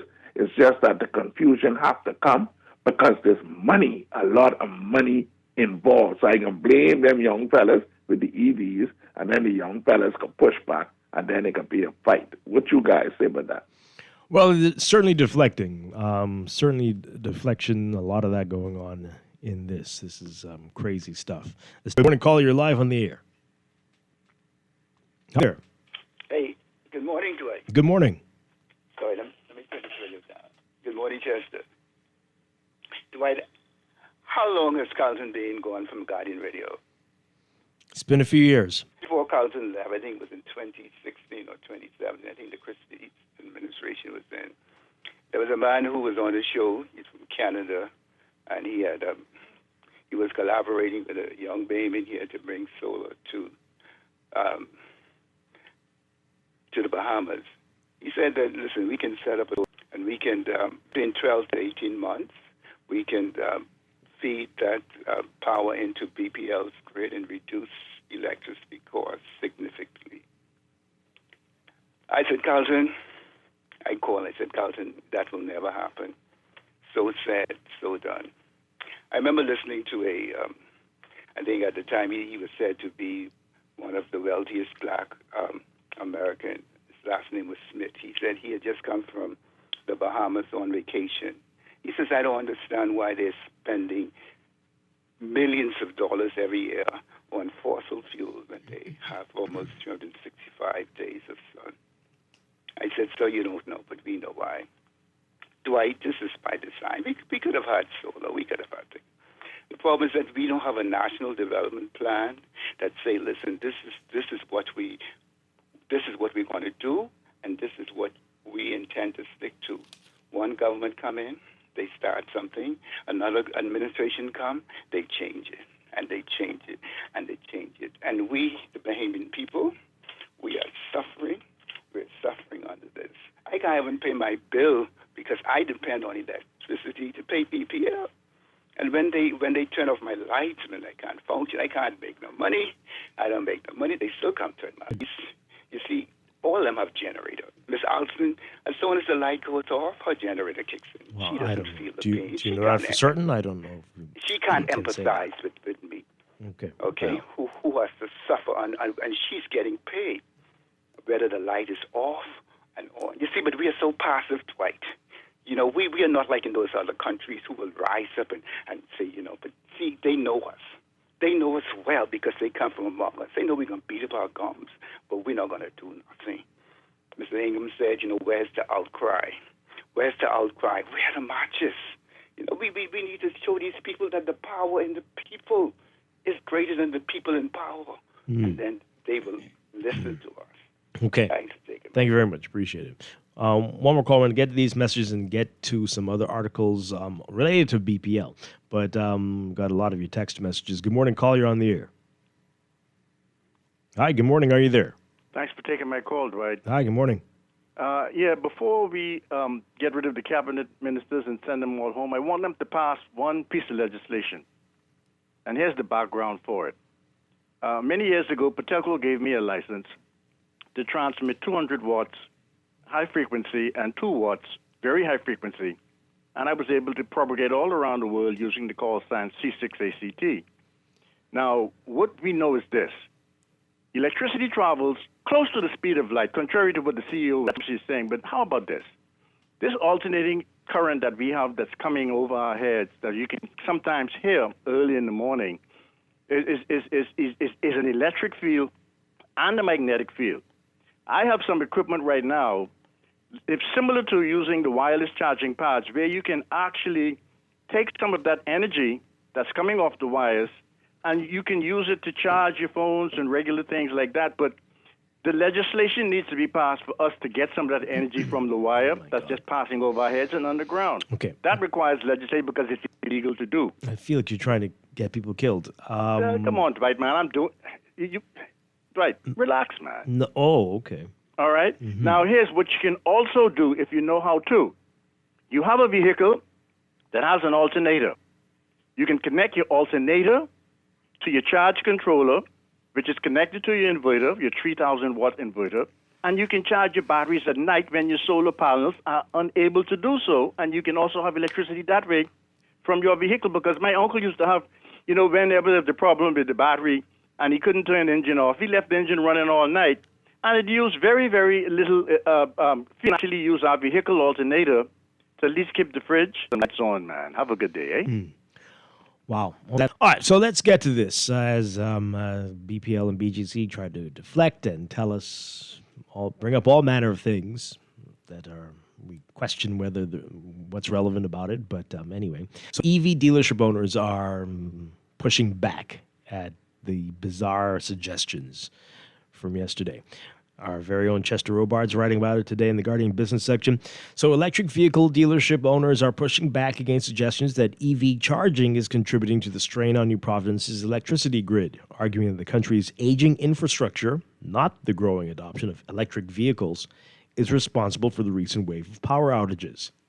In a letter responding to comments made by BGC executives during an information session at the Office of the Prime Minister yesterday, Pia and John Farmer, co-founders of Easy Car Sales, said they were, quote, very concerned by remarks from the BGC CEO, Dario McKenzie, and COO, Brian Holder, who referenced the installation of electric vehicle chargers and increasing EV adoption while discussing rising electricity demand. The farmers said they welcomed the government's efforts on electricity infrastructure, but took issue with what they described as an inaccurate portrayal of electric vehicles' impact on the grid. So the statement said, quote, we were very concerned to hear Mr. Brian Holder and Mr. Dario McKenzie using the installation of EV chargers and adoption of electric vehicles as somehow to blame for the current inability of our energy system to function properly. We are surprised by the lack of knowledge on the subject. The pair also challenged suggestions that residential EV chargers should require authorization or should be reported to authorities before installation, saying, quote, both imply that the installation of a 7-kilowatt-hour home charger requires permission, categorizing them as unauthorized or unsanctioned. There's presently no requirement from any government entity to install an EV charger. The suggestion that an EV charger ought to be reported is absurd. During that press conference, McKenzie said the installation of an EV charger should be reported to the Ministry of Works. He said, quote, that's a substantial drain that is unseen to the system operators. According to the farmers, the electricity consumed by a typical electric vehicle is relatively modest compared to other household appliances. They said an EV uses about 3,000 kilowatt hours of electricity per year, or roughly 250 kilowatt hours per month. They said that, quote, that consumption is comparable to a conventional electric water heater, a residential pool pump, an electric clothes dryer, or approximately 3 hours per day of operating a 3-ton air conditioning system. The couple argued that, unlike air conditioning, EV charging can easily be shifted to overnight periods when electricity demand is lower. Saying, quote, might we suggest that a preferential rate may be offered by BPL for EV charging during off-peak hours to encourage participation in your described conservation technique. I'm going to pause here because, again, Chester, this is what BPL was moving towards just a few years ago. They said this. They said they were going to look at this rate. They were talking to IRCA. You remember this? They were talking to IRCA about offering off-peak rates, which would be encouraging to people like EV owners and others to do that work, whatever they had to do during the off-peak hours, so you would know when you'd be charged more to do things. But here we are. This is at least, 5 years later, and no movement claimed for stuff. The farmer said that rather than focusing on electric vehicles, attention should instead be directed towards some of the country's largest electricity consumers. Saying, quote, changes made to conserve electricity use in government offices is laudable. But what about our mega resorts? What about our food stores, where it's so cold we can't even walk around the aisles without a sweater? What will happen with the new data centers that will be proposed, which use enormous amounts of electricity? Are we really doing that? The letter argues that with an estimated 2,500 electric vehicles currently on Bahamian roads, their impact on national electricity demand is negligible. Saying, quote, we find using EVs as the main example at best uninformed. The reality is the capacity shortfall of the electrical generation and grid distribution is a legacy issue, including lack of continual investment in burgeoning demand and poor planning. It has nothing to do with the adoption of electrical mobility. It's also pointed to the government's own climate commitments, noting that the Bahamas has pledged through the nationally determined contributions to the United Nations to have 50% of new vehicle sales be fully electric and another 30% hybrids by 2035. They said, quote, what are we doing to plan proposed aspiration goals? Are BPL and BGC aware? Surely we are capable of increasing our production by some 10% from our current baseline over the next 10 years to accommodate cleaner, more efficient, and cheaper transportation. They added that EV adoption delivers significant economic and environmental benefits, including lower fuel imports, reduced foreign exchange outflows, and lower carbon emissions. Saying, quote, in our opinion, EV drivers are to be applauded, not blamed, for the inadequacies on our grid or of our grid. Yeah. Interesting statement there. Let's get your reaction to that quickly before we have to take a break. Caller, good morning. Are you still there? Hi, good morning. Caller, you're live. Yeah, Mr. Strachan, sorry for calling back. There's a number of things I'd like to touch on, but I actually see that you just induce common sense when Chester said the ability of the conductors to conduct electricity. That's the same thing as thermal degradation. And so, as it relates to the EVs, right? You know, the thing is, they don't need to charge all the time. And so the benefits would be that NASA is very small and confined. So the EV driver doesn't have a lot of running up and down or large distances to cover like in other regions. So to put the blame on them really, but Mr. Swan, there are a number of things that they can do, but, I just realized that there are some lights, and maybe someone who's currently in the electrical field, Templeton and places where we used to go to fix those parking lights. There are lights that are like 1,000 watts. I remember there were parking lights that carry ballast, ignite, and transformers, and they pull a lot of current too. But I just wanted to make a quick comment as as it relates to the guy being sent to jail for the pit bull attack, right, Mr. Strachan?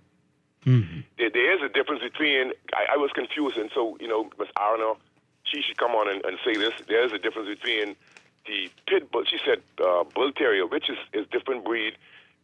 They should specify, I guess they are American pit bull terriers, versus the bull terrier with the elongated face.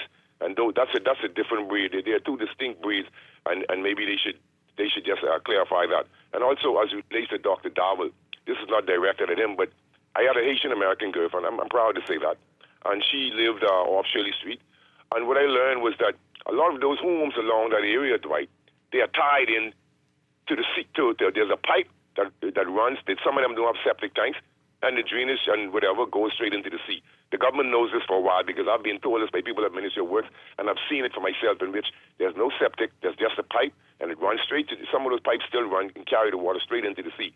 This is why I was asking for bacterial counts on these coastal regions like the Pulaski Dock, et cetera, hence the conch poisoning. But it's the government's duty to lie to its citizens. Give thanks. Wow.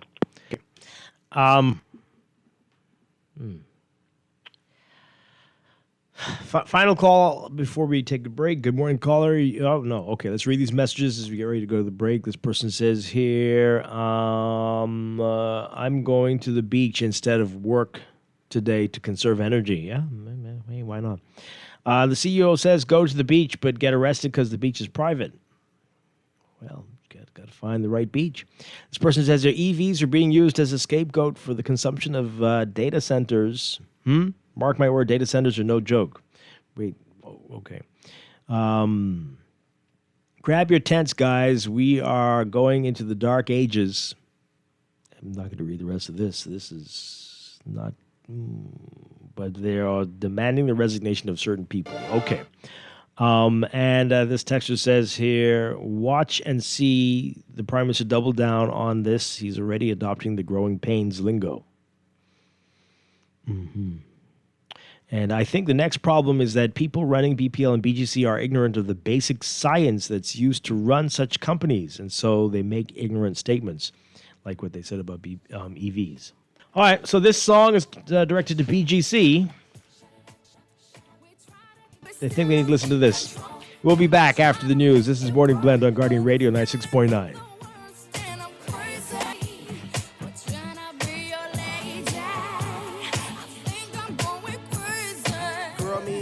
Fine, we wine and dine. Did them things that couples doing in love, walks on the beach and stuff, things that lovers say and do. I love you, boo. I love you too. I miss you a lot. I miss you even more. That's why I flew you out when we was on tour. But then something got out of hand. You start yelling when I would break plans, even though I had legitimate reasons. I have to make them dividends.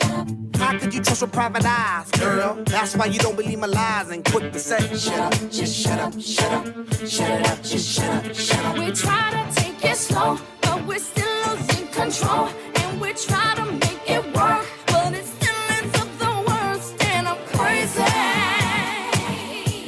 for trying to be your lady. I think I'm going crazy. Why does emotion gotta move so fast? Love is progress. Sherwin-Williams Bahamas doesn't mess about when it comes to product range and product knowledge. We walk the store and study that product. One thing with our boss, if a new product comes in, he takes the time and he's always keeping us up to date with product knowledge.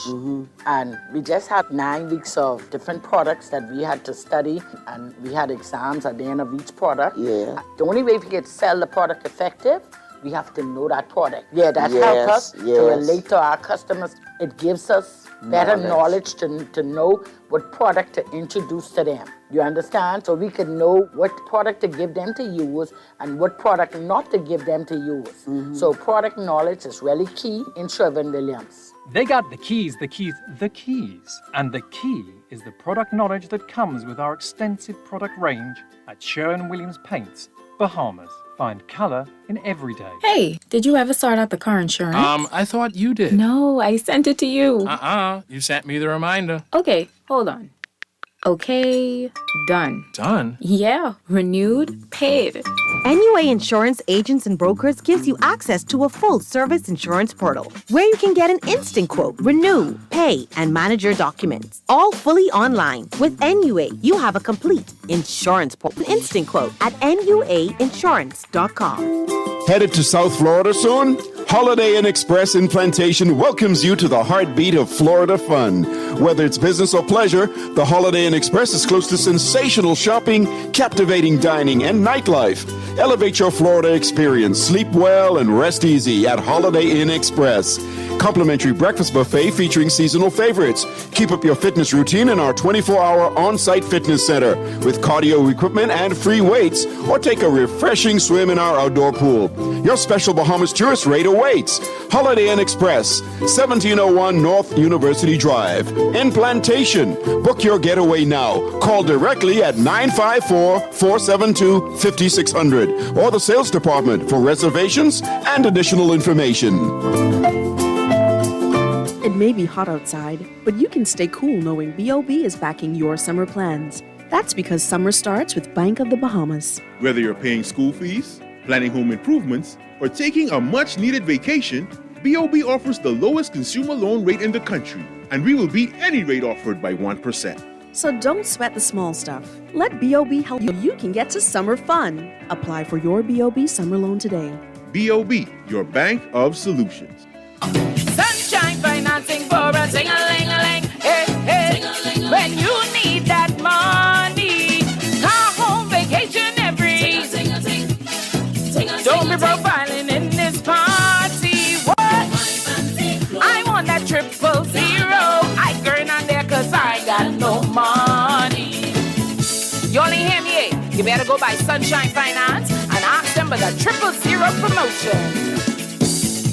Wendy's is spicing things up this summer with the new Jalapeno Ranch Cheeseburger. A hot, juicy beef patty topped with spicy jalapenos, creamy ranch sauce, melted cheese, and fresh toppings for the perfect balance of cool and spicy. Every bite brings bold flavor that keeps you coming back for more. Turn up the flavor with the new Jalapeno Ranch Cheeseburger today. Available for a limited time only. This is Radio 96.9 FM, streaming on GuardianTalkRadio.com and the Guardian Radio app, Nassau, Bahamas. Opinions of the hosts and guests are their own and do not necessarily reflect the views of the management and staff of Guardian Radio.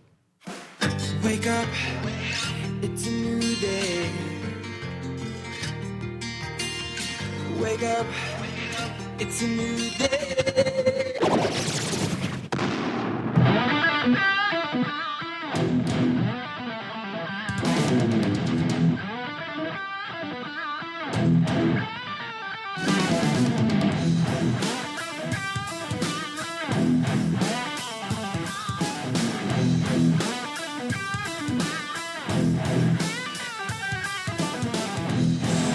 Good morning and welcome to Morning Blend Business on this Wednesday, August 5th, 2026. Welcome back to our Morning Blend listeners. Once again, I'm Dwight Strachan along with Chester Robards, and we're talking about electricity, BGC, BPL, and the impact it's having on the business community. I want to read this story very quickly before we get to our guests. So this is in today's Guardian Business section, our Yuri Kemp writing about it. Each store closed on Sunday due to power outage.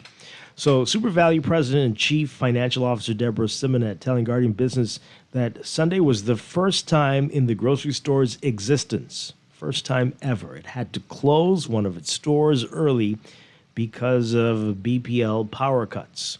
The SuperValue grocery store on Cable Beach had to close its store early on Sunday afternoon as the power went off in the store and the generator was out of diesel, forcing customers to have to leave the store without paying for their items.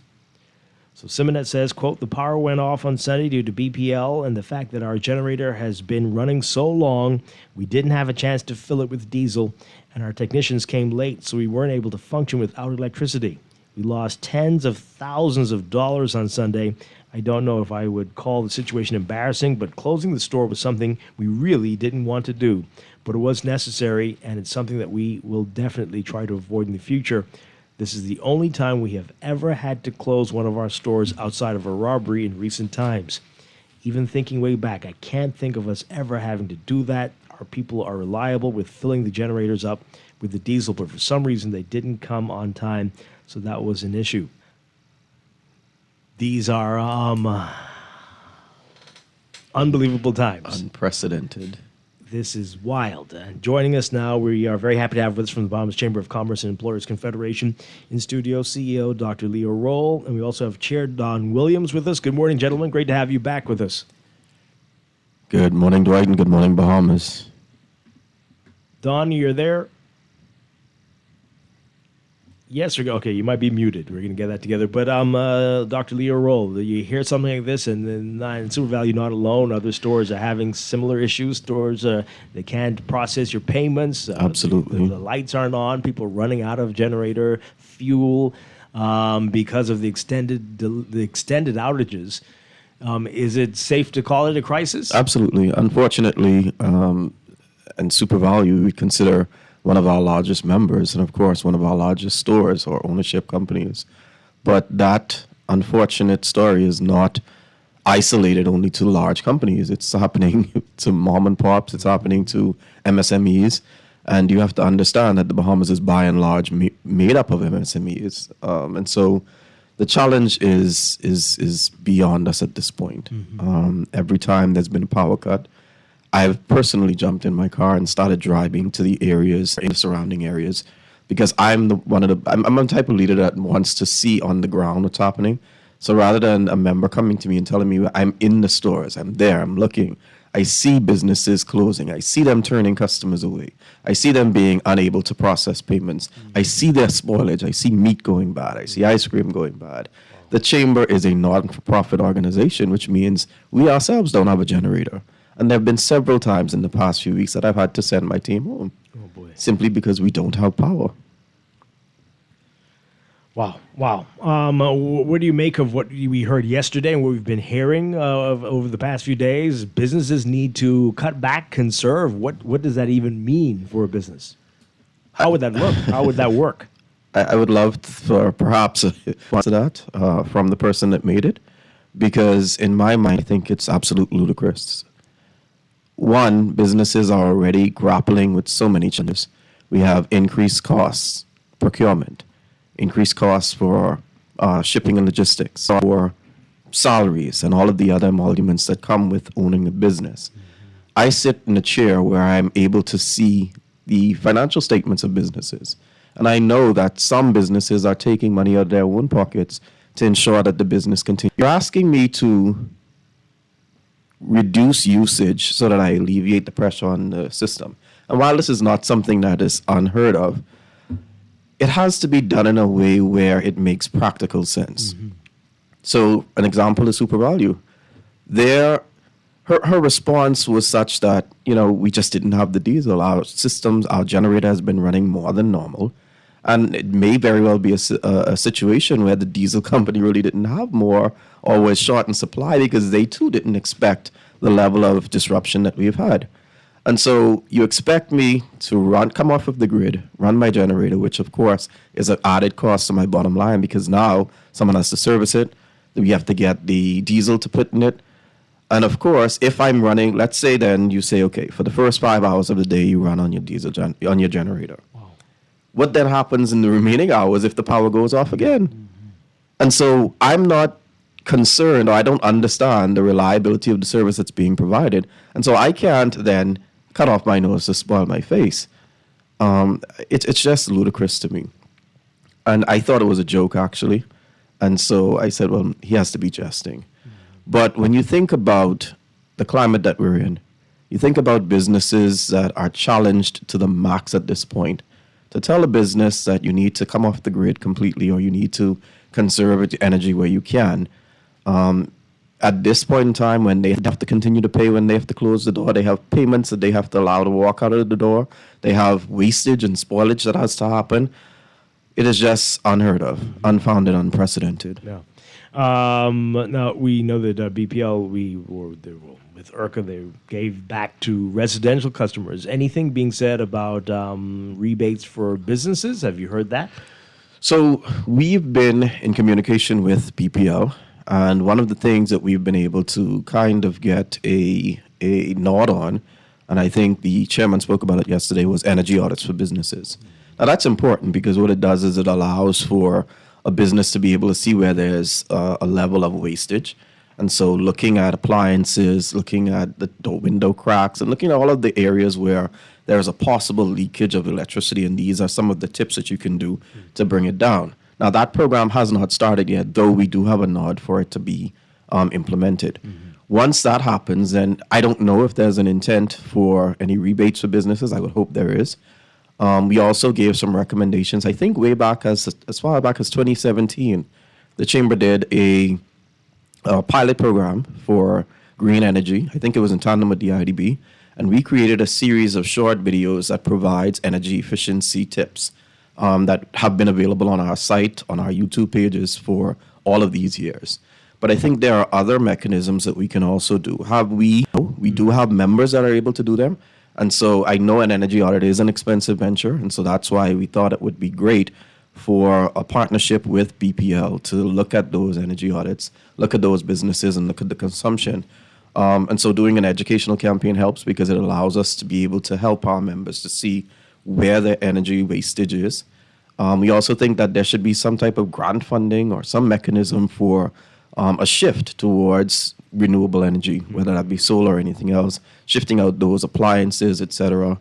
One of the challenges a lot of members have had in the past is with licensed or persons who are licensed to properly install, let's say, solar panels.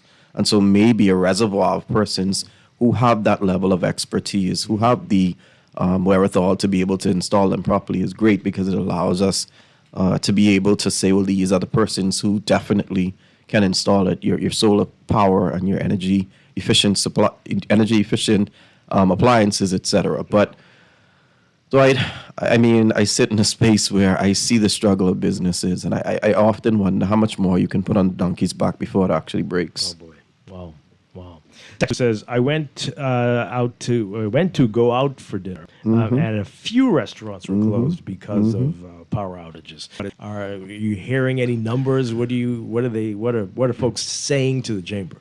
So they have been asking us to, of course, meet with with BPL, meet with the minister, meet with the team, the CEO, and strategize real. One of the things that a business works on or thrives on is predictability. When I was at another organization, I was in charge of a department that was responsible for strategic interfacing with businesses, and that's from any stage of their life, whether it be fledgling or serial entrepreneurs. Right. And one of the things you do when you initially go in is you do an assessment. So you determine the cash burn rate, you determine some types of, you look at the cash flow, and you say, well, in 6 months, if you continue on the trajectory that you're on, you're going to run out of money. Here are some mitigating factors that you can put in place. Businesses work on that predictability because they need to understand what the bottom line is going to be, what the trajectory of that bottom line is going to be, and they do it on a worst case scenario because I don't want the best case, I don't want the middle case. Tell me in the worst case scenario what will happen. Right. If you help a business to strive in that way, or better. So if you tell me that between the hours of 8 to 12, you're going to be out of power, then I'm able to strategize. One of our members had to rebook 5 shoots because his power was off for most of the day. Wow. What that then meant is, because of course he's not going to wait until the week of to start planning appointments. He's going to do them weeks, months, in advance. And so if he had a schedule that showed him this is what's going to happen and this is when it's going to happen, it would have been able to help him. And you have to, once you set that, be as stringent or as tight to that schedule as possible because businesses are working on a timeline. Everything impacts their bottom line.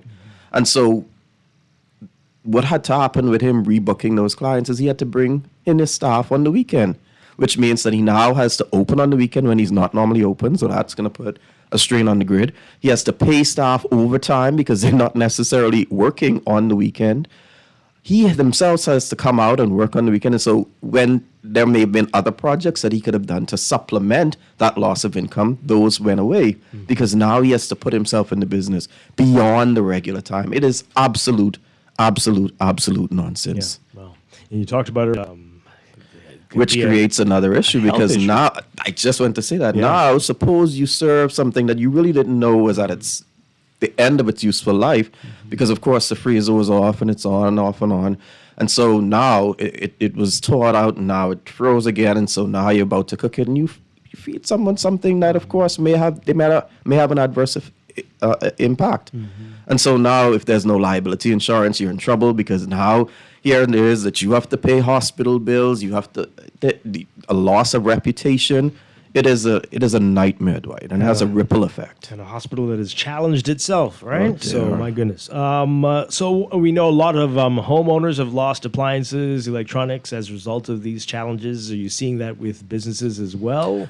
Absolutely. And then the challenge of getting them replaced is absolute a nightmare again, because you have to have independent reports that say that it was damaged because of XYZ. You have to then go and put in that report, and you have to wait months or weeks for a response. When you do get a response, they tell you, okay, you have to put in these other aspects, and it's just a nightmare. And so as a business, I'm already grappling with all of the costs that I mentioned. I now have to grapple with appliances that are no longer useful. I now have to understand or figure a way to get those appliances changed, or someone to install them. It may mean an appliance for my business that is, of course, imperative in the business. And so now the business has to shut down, not because I don't have power. I may have power, but I may not have the appliances that I once had that the business relies on to be able. And during all of this, I still have to maintain payment to staff. I still have to pay NIB. I still have to pay whatever bill you send me from BPL, because that hasn't been changing. In fact, the paradox has been happening. It's been going up when the reliability continues to go down. My goodness. Wow.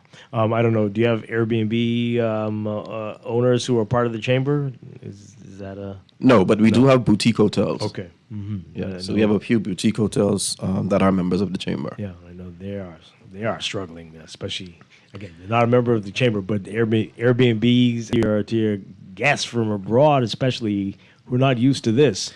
Yeah. Multiple hours with the power off. Yeah. One of the things I often do, because I told you in my former life I was responsible for advisors who would advise. If you're doing sort of an introspection on a business, is looking to see what is being said about that business online. Because that's important. You want to understand how customers perceive that business, so that there are things that are doing well that you continue to do, or things that you're not doing so good that you probably need to shift. And so I've been looking, and I see a lot of comments of persons speaking about the experience in the Airbnbs, but even in the hotel. The big hotels. There was an entire write-up, and I'll send it to you, where a client was speaking about their experience in Atlantis and having to walk down flights of stairs. I think everyone in the world saw dark. that. Absolutely. Yeah, that is... It's hard to come back from. It is. And then, of course, there's one, reputational damage, but there's also the risk of safety. What if something happened to one of those guests climbing down those flights of stairs with suitcases? Wow. Let's get your reaction to this. Again, we're talking with Dr. Leah Roll, and I think we might have lost Dawn. I don't know if you can connect with us again. And with the Chamber of Commerce, and about the impact of these outages on business in the Bahamas. And where do we go from here? Want to hear from you? Give us a call, 323-6232, 325-4316, 325-4259. Call us toll free, 242-300-5720. Tweet us, Facebook us, text us, 422-4796. Let's go to the phones. Good morning, caller. You're okay. Call us back, 323-6232. 325-4316, 325. Okay, someone playing with that phone there. 325-4259. Okay, let's try it again. Good morning, caller. You're live on the air. Sorry, hello? You're live. Good morning. Yes, morning, Dwight. Yes. Hi. Dwight, we are the victims, but they're telling us conserve energy. The chamber president just made an announcement a while ago that the people who have ice cream in their shop, people who have meat, whenever, ice must be in a constant temperature of orbit, 0 degrees temperature. Whenever you lose electricity for a few hours, that starts to freeze. I think they're so you have to throw it away. So there's not only Luton Power. I have a nephew live in Westridge. For 4 days on the weekend, he only has power for 4 hours. You know, he's on the central air conditioner. You know, he don't have a generator. You know, I mean, him and the 2 kids and the wife, they suffer. You know, so we're the victims. You can't tell us conserve energy. They need to do their job. You know, Ms. Alton, I had to hold a touch, hold a from mine. She needs to decide which one she is. Okay, so you can't, because anybody want to use no extra electricity based on the high cost more than they need to. So tell her, get it, man, okay? Please. Okay, all right. Thank you very much. Appreciate it. So what happens next? What do we do? What can be done? So I think the first thing that needs to happen is that the government outline a clear plan and a timeline to restore reliable electricity to the country. As I mentioned before, businesses already have to contend with so much. They cannot be expected to absorb the consequences of systematic failures while also carrying the responsibility of solving it. That it's just not fair to ask businesses to do. And so that's the first thing that needs to happen. And then we need to work in tandem with each other. I heard the comment of the CEO yesterday relative to EVs and there being a requirement or the notion that once they are installed, they should be reported to BPL. Well, I've reached out to every member that's either in the EV space or that has EV fleets, and neither of them have ever heard that. Nor have they seen a great increase in their bill that is attributed to EVs charging. And so one of the challenges I have is collaborative efforts. And so if you are going to speak to the business community and say, well, hey, we need you to help us with this shift of your energy usage for load shedding, why not come through the Chamber of Commerce, who has the business community as heirs that can come together and say, well, these are some of the things that you can do. Why should businesses have to hear that on a news as everyone else is hearing it? That's ludicrous. I mean, it felt like it was just pulled out here. Well, right? perhaps. It's just very odd. Nothing. No one's ever reached out. While we have been in communication with BPL, it has not been along the lines of shifting energy or along the lines of EVs, perhaps strain on the grid. Where there are challenges, we believe, is with the expansion. And so there are a number of construction sites across the country. Just look in the West. We have new schools that have been built. We have expansions to AIP. We have new businesses and complexes that have come up out of the ground. And so all of these things are now straining the system, but beyond a conversation, beyond collaborative effort where we say, man, listen, we're in a crisis. Here are some of the challenges we're having. Where do you think you can help? How can businesses help us? How can we help businesses? How can we work in tandem with BPL, the government, and Bahamas Grid, along with the chamber to see where there are avenues where we can actually help each other to grow? And that has not happened. Yeah. Let's take this call. Good morning, caller. You're live on the air. Good morning, gentlemen. Hi, good morning. Well, you know, probably before BGC broke the confirmation that EVs may be contributing to the demand. They did not say that. They just said that they need to. Okay, good. Because they say unauthorized connections does not allow them to truly monitor usage from consumers if they're putting in things that are not sanctioned. They didn't say that either. Authorized. But they didn't say that part either. Let me say this. They did not say, so let's not get on there and talk foolishness. That's not what they said. They just said they needed to know. But let me say this to you then. If you have a bowl of water that is supposed to take care of 100 people, and you add one person to the party, another person, which makes it 101, what do you think would be the next logical thing for you to do? You need more water to cover the one new person, right? So if EVs generate 250 kilowatts per hour per month, I'm using what the lady who owns the EV company says, that on average, an EV normally uses 250 kilowatts. She says there's 2,500 EVs on the road.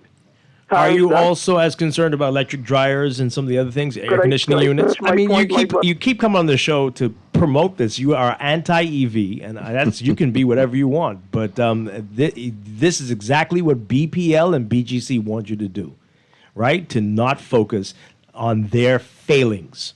They failed and they're looking for any excuses. I guarantee you they'll be saying Xboxes tomorrow and PlayStations by Friday. Absolutely. They will. Because they are grasping at straws now. And they're going to feed now into this, to hate for EV owners and EVs in the country. because of nonsense. And you have been spewing this for a long time, but this is not the station, well, not this show, for that. But thank you for the call. Let's take another call. Good morning, caller. You're on the air. Morning, Dwight. Hi, good morning. Man, Dwight, your co-host used the word that actually sums up all of what we're experiencing, which is ludicrous. This is completely ludicrous, Dwight. But, Dwight, I want you to know that I believe that you have helped to contribute to the challenges that we're experiencing here at BPL by encouraging us to determine whether we leave the AC on all day, if it's helping us with the light bill, or turn it off and turn it back on, helping us with, like, just trying to do all these different experiments to save money. Dwight, it possibly would have helped to contribute to the overloading. You might be onto something, because I had been doing it for the period where there's been, Thank you. At least we have facts. It we could have be facts me. that we can work with. We heard you say that we Yes. should try these different experiments to try and get our light bills lower. So Doing what the chairman of BPL said to do. I have it at a high temperature. It's 77, 78 degrees. So, I mean, which one is it? okay, well here's what's gonna happen. What I think is gonna happen next now, Dwight. Based on the public appeal, I need us to hone in on the public appeal, Dwight. In a little bit, they can come and ask us now, you and your children sleep in the same room and use one air condition, and instead of us driving different EVs, or so they can start telling you, you know, if you go by home, girl, don't plug in your EV there, plug it in when you home, or it's going to be ludicrous, Dwight. And so I'm just bracing for it to get a lot worse, without them actually telling us the truth of what's going on with BPL and our power infrastructure in our country. Okay. Well, it's quite possible. I think they're going to program and tell people to sleep on the beach. patio, or the patio or the beach, and everybody Flintstone their way to work. That's the only thing left for them to say. Okay. Wow, we got a few more calls. Good morning, caller. You're on the air. Hi. Good morning. You're live. Good morning, caller. You're live on the air. No, okay. Some of the other members. How does this affect, especially the employers? You said it before. People had to send, being paid, I guess, for that day. The short to medium to long term impacts of that. A lot of them actually are being paid for the day. Absolutely, wow. Especially in the case of the chamber. Okay. I mean, once you've worked past a certain hour, you've been to work for the day. Especially in government, I know that once you reach that 11 o'clock hour, you've been to work for the day. Oh, wow. And so at the chamber, we haven't cut our staff. Though there have been 3 specific days in the past few weeks where we simply had to tell them, I mean, there's nothing we can do. If you opening the windows, you can hear everything on Shirley Street, and so it makes no sense. The phones can't ring. You can't get online. The system that relies on the air conditioning unit to keep cool so that it doesn't overheat isn't working. It's off. Even though the backup battery is there, it starts to overheat, and so we just shut the entire thing off. The remote control stick that allows us in and out sticks in the air every single time the power goes out, and we have to call the company to come out. That's a cost to the chamber, and it has happened all along businesses in varying areas. And so it's just been a nightmare, because now businesses have to lose money on the front end with things that they've already budgeted for, which are procurement, which are taxes, which are regular salary, fixed costs. And now variable costs are shifting because they understood that power would be out in some instances for days on end. So there's wastage, there's spoilage. If I'm paying my staff by the week, I can't say, well, hey, you didn't come in for 2 days. And because now they are also relying on, they too have to be in homes where they don't have electricity. Sometimes electricity goes with water, and so they can't take a shower. Sometimes some of my members tell me, well, Dr. Roll, I simply can't come in today. Oh, wow. And so what I have to do is shift and say, okay, you can work from home. Well, work from home with what? I have no electricity. Right. Can't shower, can't work. And so it's truly a nightmare. Yeah. So productivity takes a major hit. Absolutely. All right, so these calls. So here we go. This is going to get very nasty. Dwight, I understand the complexity of your situation. What? The EV car companies sponsor your station and your show. That's not what this is about. But don't gaslight us. People are suffering. Prove it. What scientific proof do you all have to support the statement that thousands of EVs don't affect electricity? Wow. Okay. Texter, listen, there's no doubt that they are better for the environment, right, in terms of emissions. The government has been encouraging people to move in this direction. There are incentives, and there are going to be even more incentives. This is a movement that the government is part of. This has not just developed overnight. This has been for years and years. So BPL should have been prepared for. But what the EV owners and companies are saying is that even though there are, how many now they're saying? 2,500. This is not a significant drain on the grid. There are all kinds of other things that have been added to the grid at the same time that are equally, if not more, of a drain. So this is a scapegoat by this company. This is the first time they've ever said this, right? And in most all these instances, years. those EVs charge once a week because it can Once a last for week. the entire week. But BPL has never said anything like this before. Never once. We asked them before if increased adoption would be an issue, and they laughed and shook their heads. Yeah, that's true. BPL, Oh, Chester, you're still here. Good morning. Thought you were Rogue Current or something. What are we saying? What? the BPL, it wasn't BPL who said it.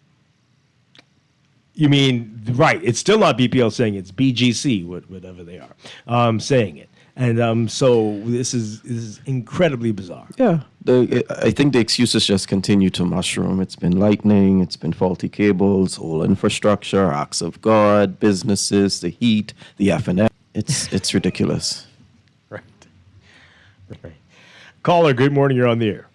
Good morning, Dwight Chesson, and from the Chamber of Commerce. Dr. Leo Roll. You know, I can say, definitely a lot of persons do not understand the importance of electricity in a growing economy.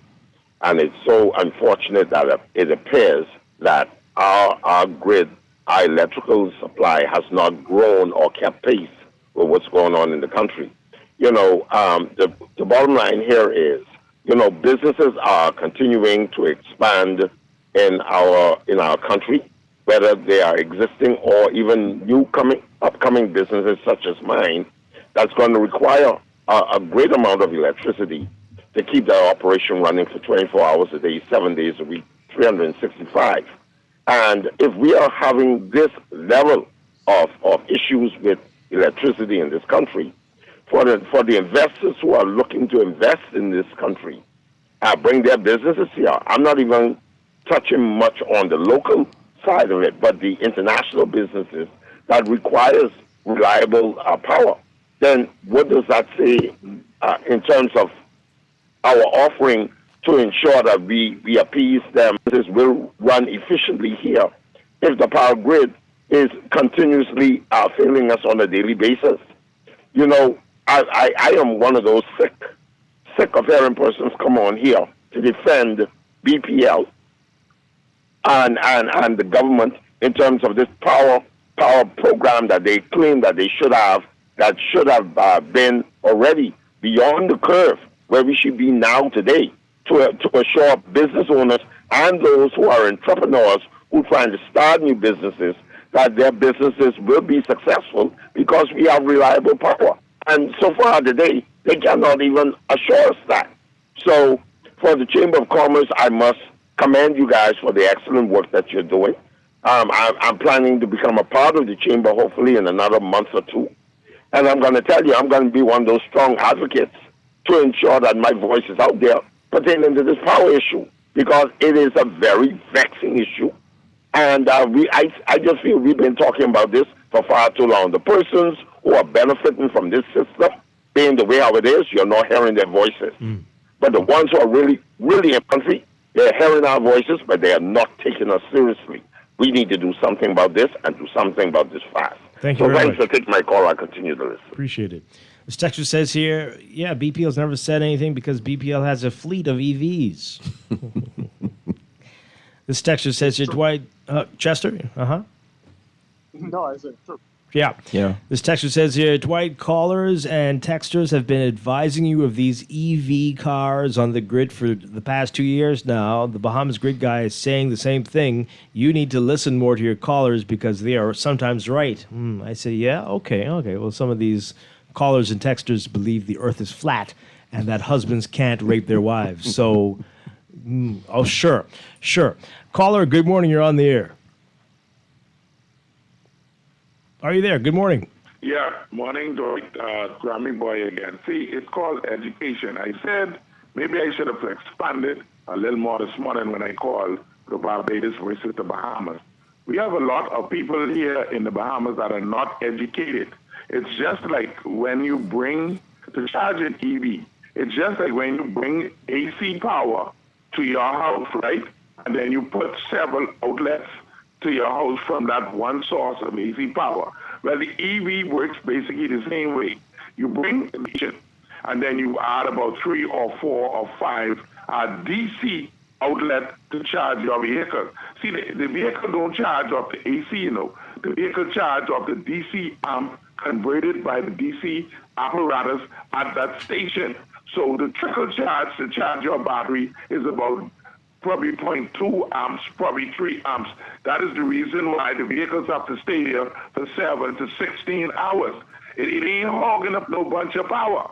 You understand? So maybe someone needs to come on to educate the population of how inverters work with DC amperes. It just takes off the amp. The power, yes, the AC power comes to your building, but the DC vehicle, the vehicle only use DC power, DC batteries. But GNN, sadly, will made up their minds about things. No amount of education will get them to change it, it seems. And it's very unfortunate. But I hear you, and that's not a bad idea at all. Yeah, man. Yeah, thank you very much. Appreciate it. But especially some places north of us, to hate on EVs. And that one silly comment yesterday. There was only one? In relation to EVs. Will continue to do grave damage. Oh, boy. One final call before we need to take a break. Caller, good morning. You're on the air. Are you there? No, let's take another. Let's go to this one. Yes, good morning. You're live on the air. Morning again, Dwight. How are you doing? Doing well. Something I want you to, you and your co-host, the gentleman from the chamber, to look into for us. There's a policy that BPL has just started recently, I believe, where if you're renting or occupying a building that has had the power turned off for more than 6 months, you have to go to the Ministry of Works to get the electrical department at the Ministry of Works to inspect your building and say that your electrical infrastructure is up to date and compliant with whatever the policy is also. However, I've been made to understand this is a free service that is supposed to be offered by the electrical inspection department at the Ministry of Works. However, it has been brought to my attention that the inspector, by virtue of this new policy, is charging persons to inspect their businesses and residences. This is a free service up to the tune of $6 that are being charged to persons to get their power turned on so that they can occupy that space either for a business or residence. And so I'd like for the chamber to look into that, please. I am familiar with the policy, Dwight, so I understand what he's saying. I do know that it is free. Having gone through something similar myself, it was free. But if he is saying that there are assertions that persons are being paid, then that's as simple as a conversation. And so, yeah, we'll look into it. But I know that I've had to use that sometime last year, and it was done free. They came out, they inspected, and it was beyond 6 months. They needed some things changed, and so they recommended some changes. We did those, and they were able to restore energy, electricity. And so I know it was free for me as someone who used that service, but I will look into the assertion. Yeah. Okay. All right. So, final 60 seconds here. What's next for the chamber in terms of this and the energy crisis? Yeah. So as I've mentioned, Dwight, we have been working in tandem with BPL, with some of the, not senior executives, but some of the technocrats on the ground.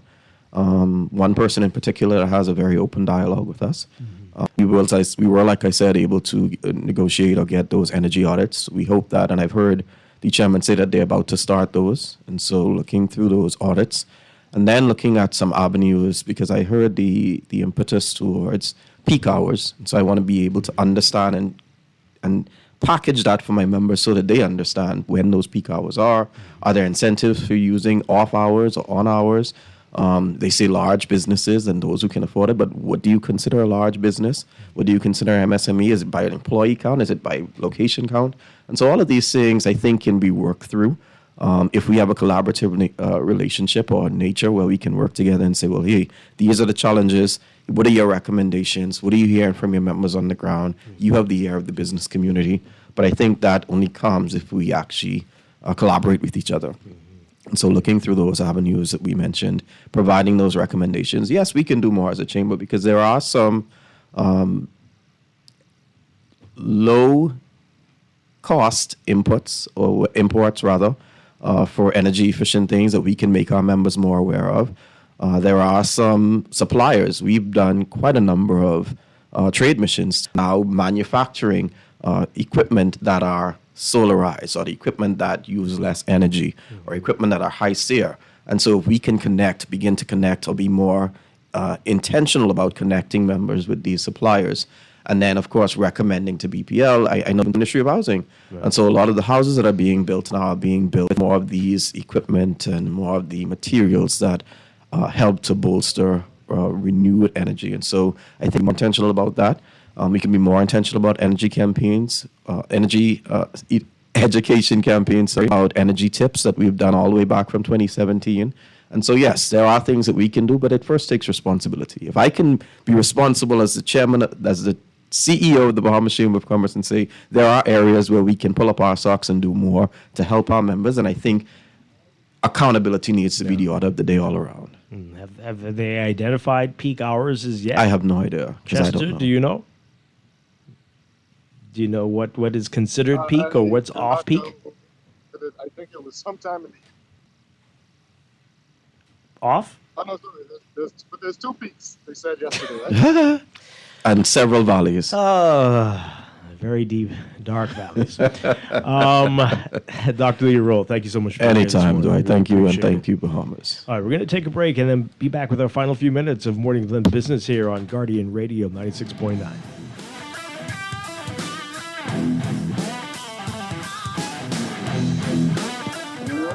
On Angie, how does it feel to have broken the bull riding world record? Sore, Sean. That bull was angry. Angie, I think that bull is headed towards your red convertible. I broke the world record and he broke my car.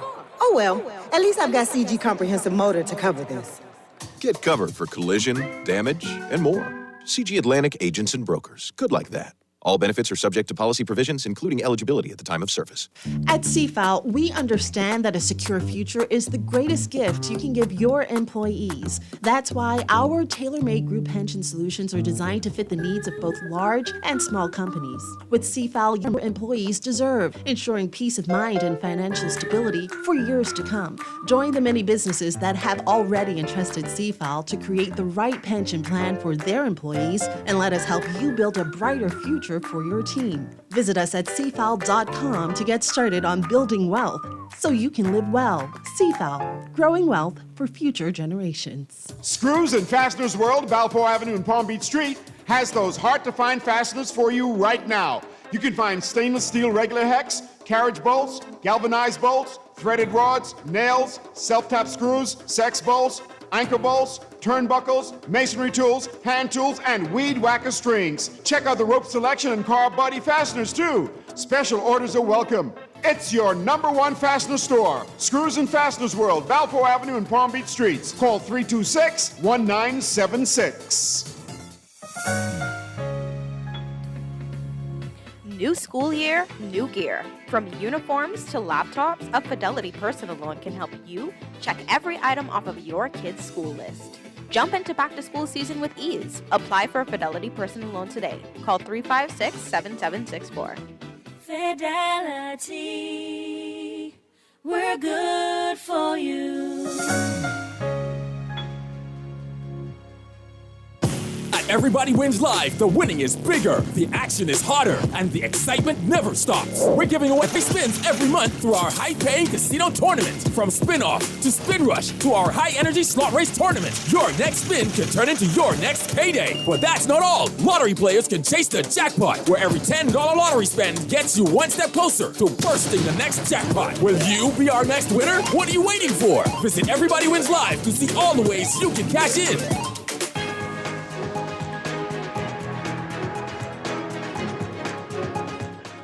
It's time for your morning business report, brought to you by CFAL. Bahamas Grid Company plans to simplify New Providence's complex electricity network by replacing aging British standard infrastructure with a more resilient system modeled after FP&L, that's Florida Power and Lights Grid, according to BGC CEO Dario McKenzie. Speaking to members of the press on the sidelines of a press briefing at the Office of the Prime Minister yesterday, McKenzie said one of the biggest challenges facing the country's electricity system is the complexity of its aging infrastructure, which operates across multiple voltage levels and relies on equipment that is increasingly difficult to source. McKenzie explained that New Providence's electricity network has evolved into a highly complicated system over the DC's modernization programs intended not only to replace aging infrastructure, but also to simplify the network, making it easier and less expensive to maintain. Market Watch recapping trading on the BISX from Tuesday. In Market Movers, Bank of the Bahamas moving 2,405 shares, closing unchanged at $8.50. Consolidated Water up 12 cents to $5.96. Emira Incorporated down 26 cents to $12.80. The BISX All-Share Index closing at 3,243.22, down 0.09. That's your Market Watch, and that is your Morning Business Report, brought to you by CFAL, growing wealth for future generations.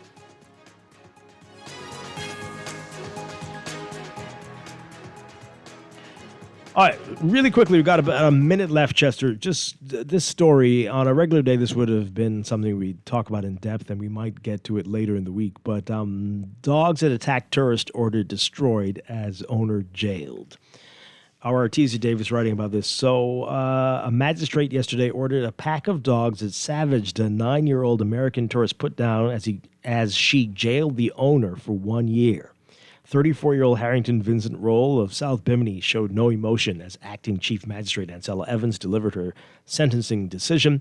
Roll's 6 Staffordshire Bull Terriers viciously mauled Beau Breton, I'm sorry, I can't get the name, on collected sand from at the Bimini Cove Resort and Marina in South Bimini, leaving the boy with 100 bite marks about the body. Roll said that he told his 14-year-old nephew to secure the dogs when he reported for duty as the marina's dockmaster, but according to Roll, the padlock on the shed did not work, and he didn't believe that the animals would escape. In sentencing, Evans said that a message must be sent to all dog owners to ensure that the dogs are secured at all times. Evans said that Roll failed to personally ensure that the dogs were contained and instead left that responsibility to a child, saying it was a sad case and the child in question could have died.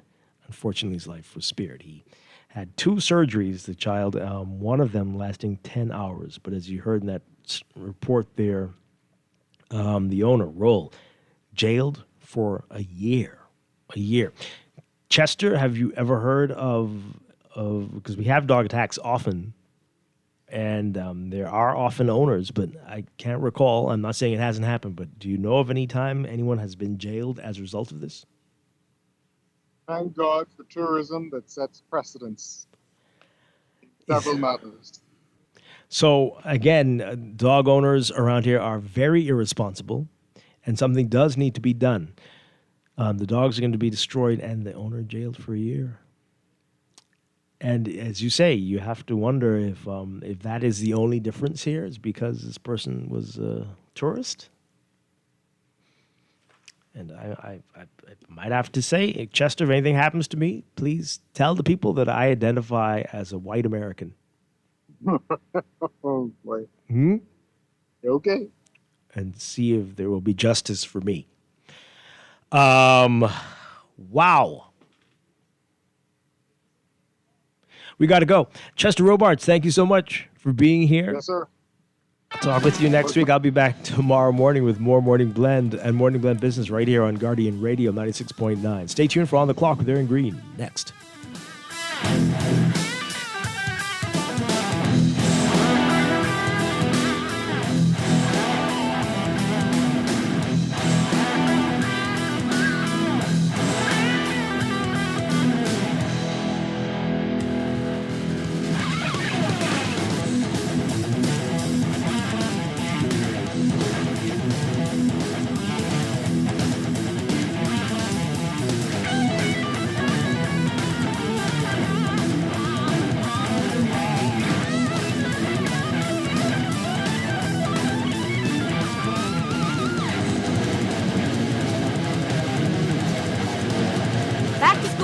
Easier at Carey's Fabric and Uniform Store on Mackey Street. We've got school shirts with official embroidered logos for R.M. Bailey, S.C. McPherson, A.F. Adderley, Kingsway, Queens College, L.W. Young, and many more. From shirts and blouses to jumpers, skirts, shorts, and pants, we've got uniforms for almost every school in the Bahamas. So, skip the stress and shop at Carey's today. Call us at 393-0758 or 817-0758 and Uniform Store, where back-to-school shopping is a breeze. Did you know that world-class medicine is just a quick flight away in Tampa? Tampa General is Florida's premier academic health system and one of America's top hospitals. Our global medicine program delivers advanced treatment assists with coordinating travel and provides cultural support on the power of academic medicine at Tampa General's Global Medicine Program. For more, visit tgh.org/global medicine. Planning for retirement can be overwhelming, but with CFAL, it doesn't have to be. We offer tailor-made individual, group, and pension solutions that take the guesswork out of retirement planning. Whether it's for you or your company, don't leave your future to chance and let the trusted hands of CFAL's experts guide you toward peace of mind and financial stability. Low upfront costs and affordable monthly payments make it easy for you to build wealth so you can live well. Visit us at cfal.com to start on your path toward financial freedom. CFAL, growing wealth for future generations. At RBC, we think it's your ideas that build a life. And sometimes to keep an idea moving forward, you need a little help. That's why with the loan from RBC, there are no upfront bank fees. And with up to 100% financing, up to 10 years to repay, and competitive rates and terms, there's never been a better time to start the conversation. Let's talk loans. Visit rbc.com/loans today. Your idea of getting there happens here. Conditions apply, subject to normal lending criteria.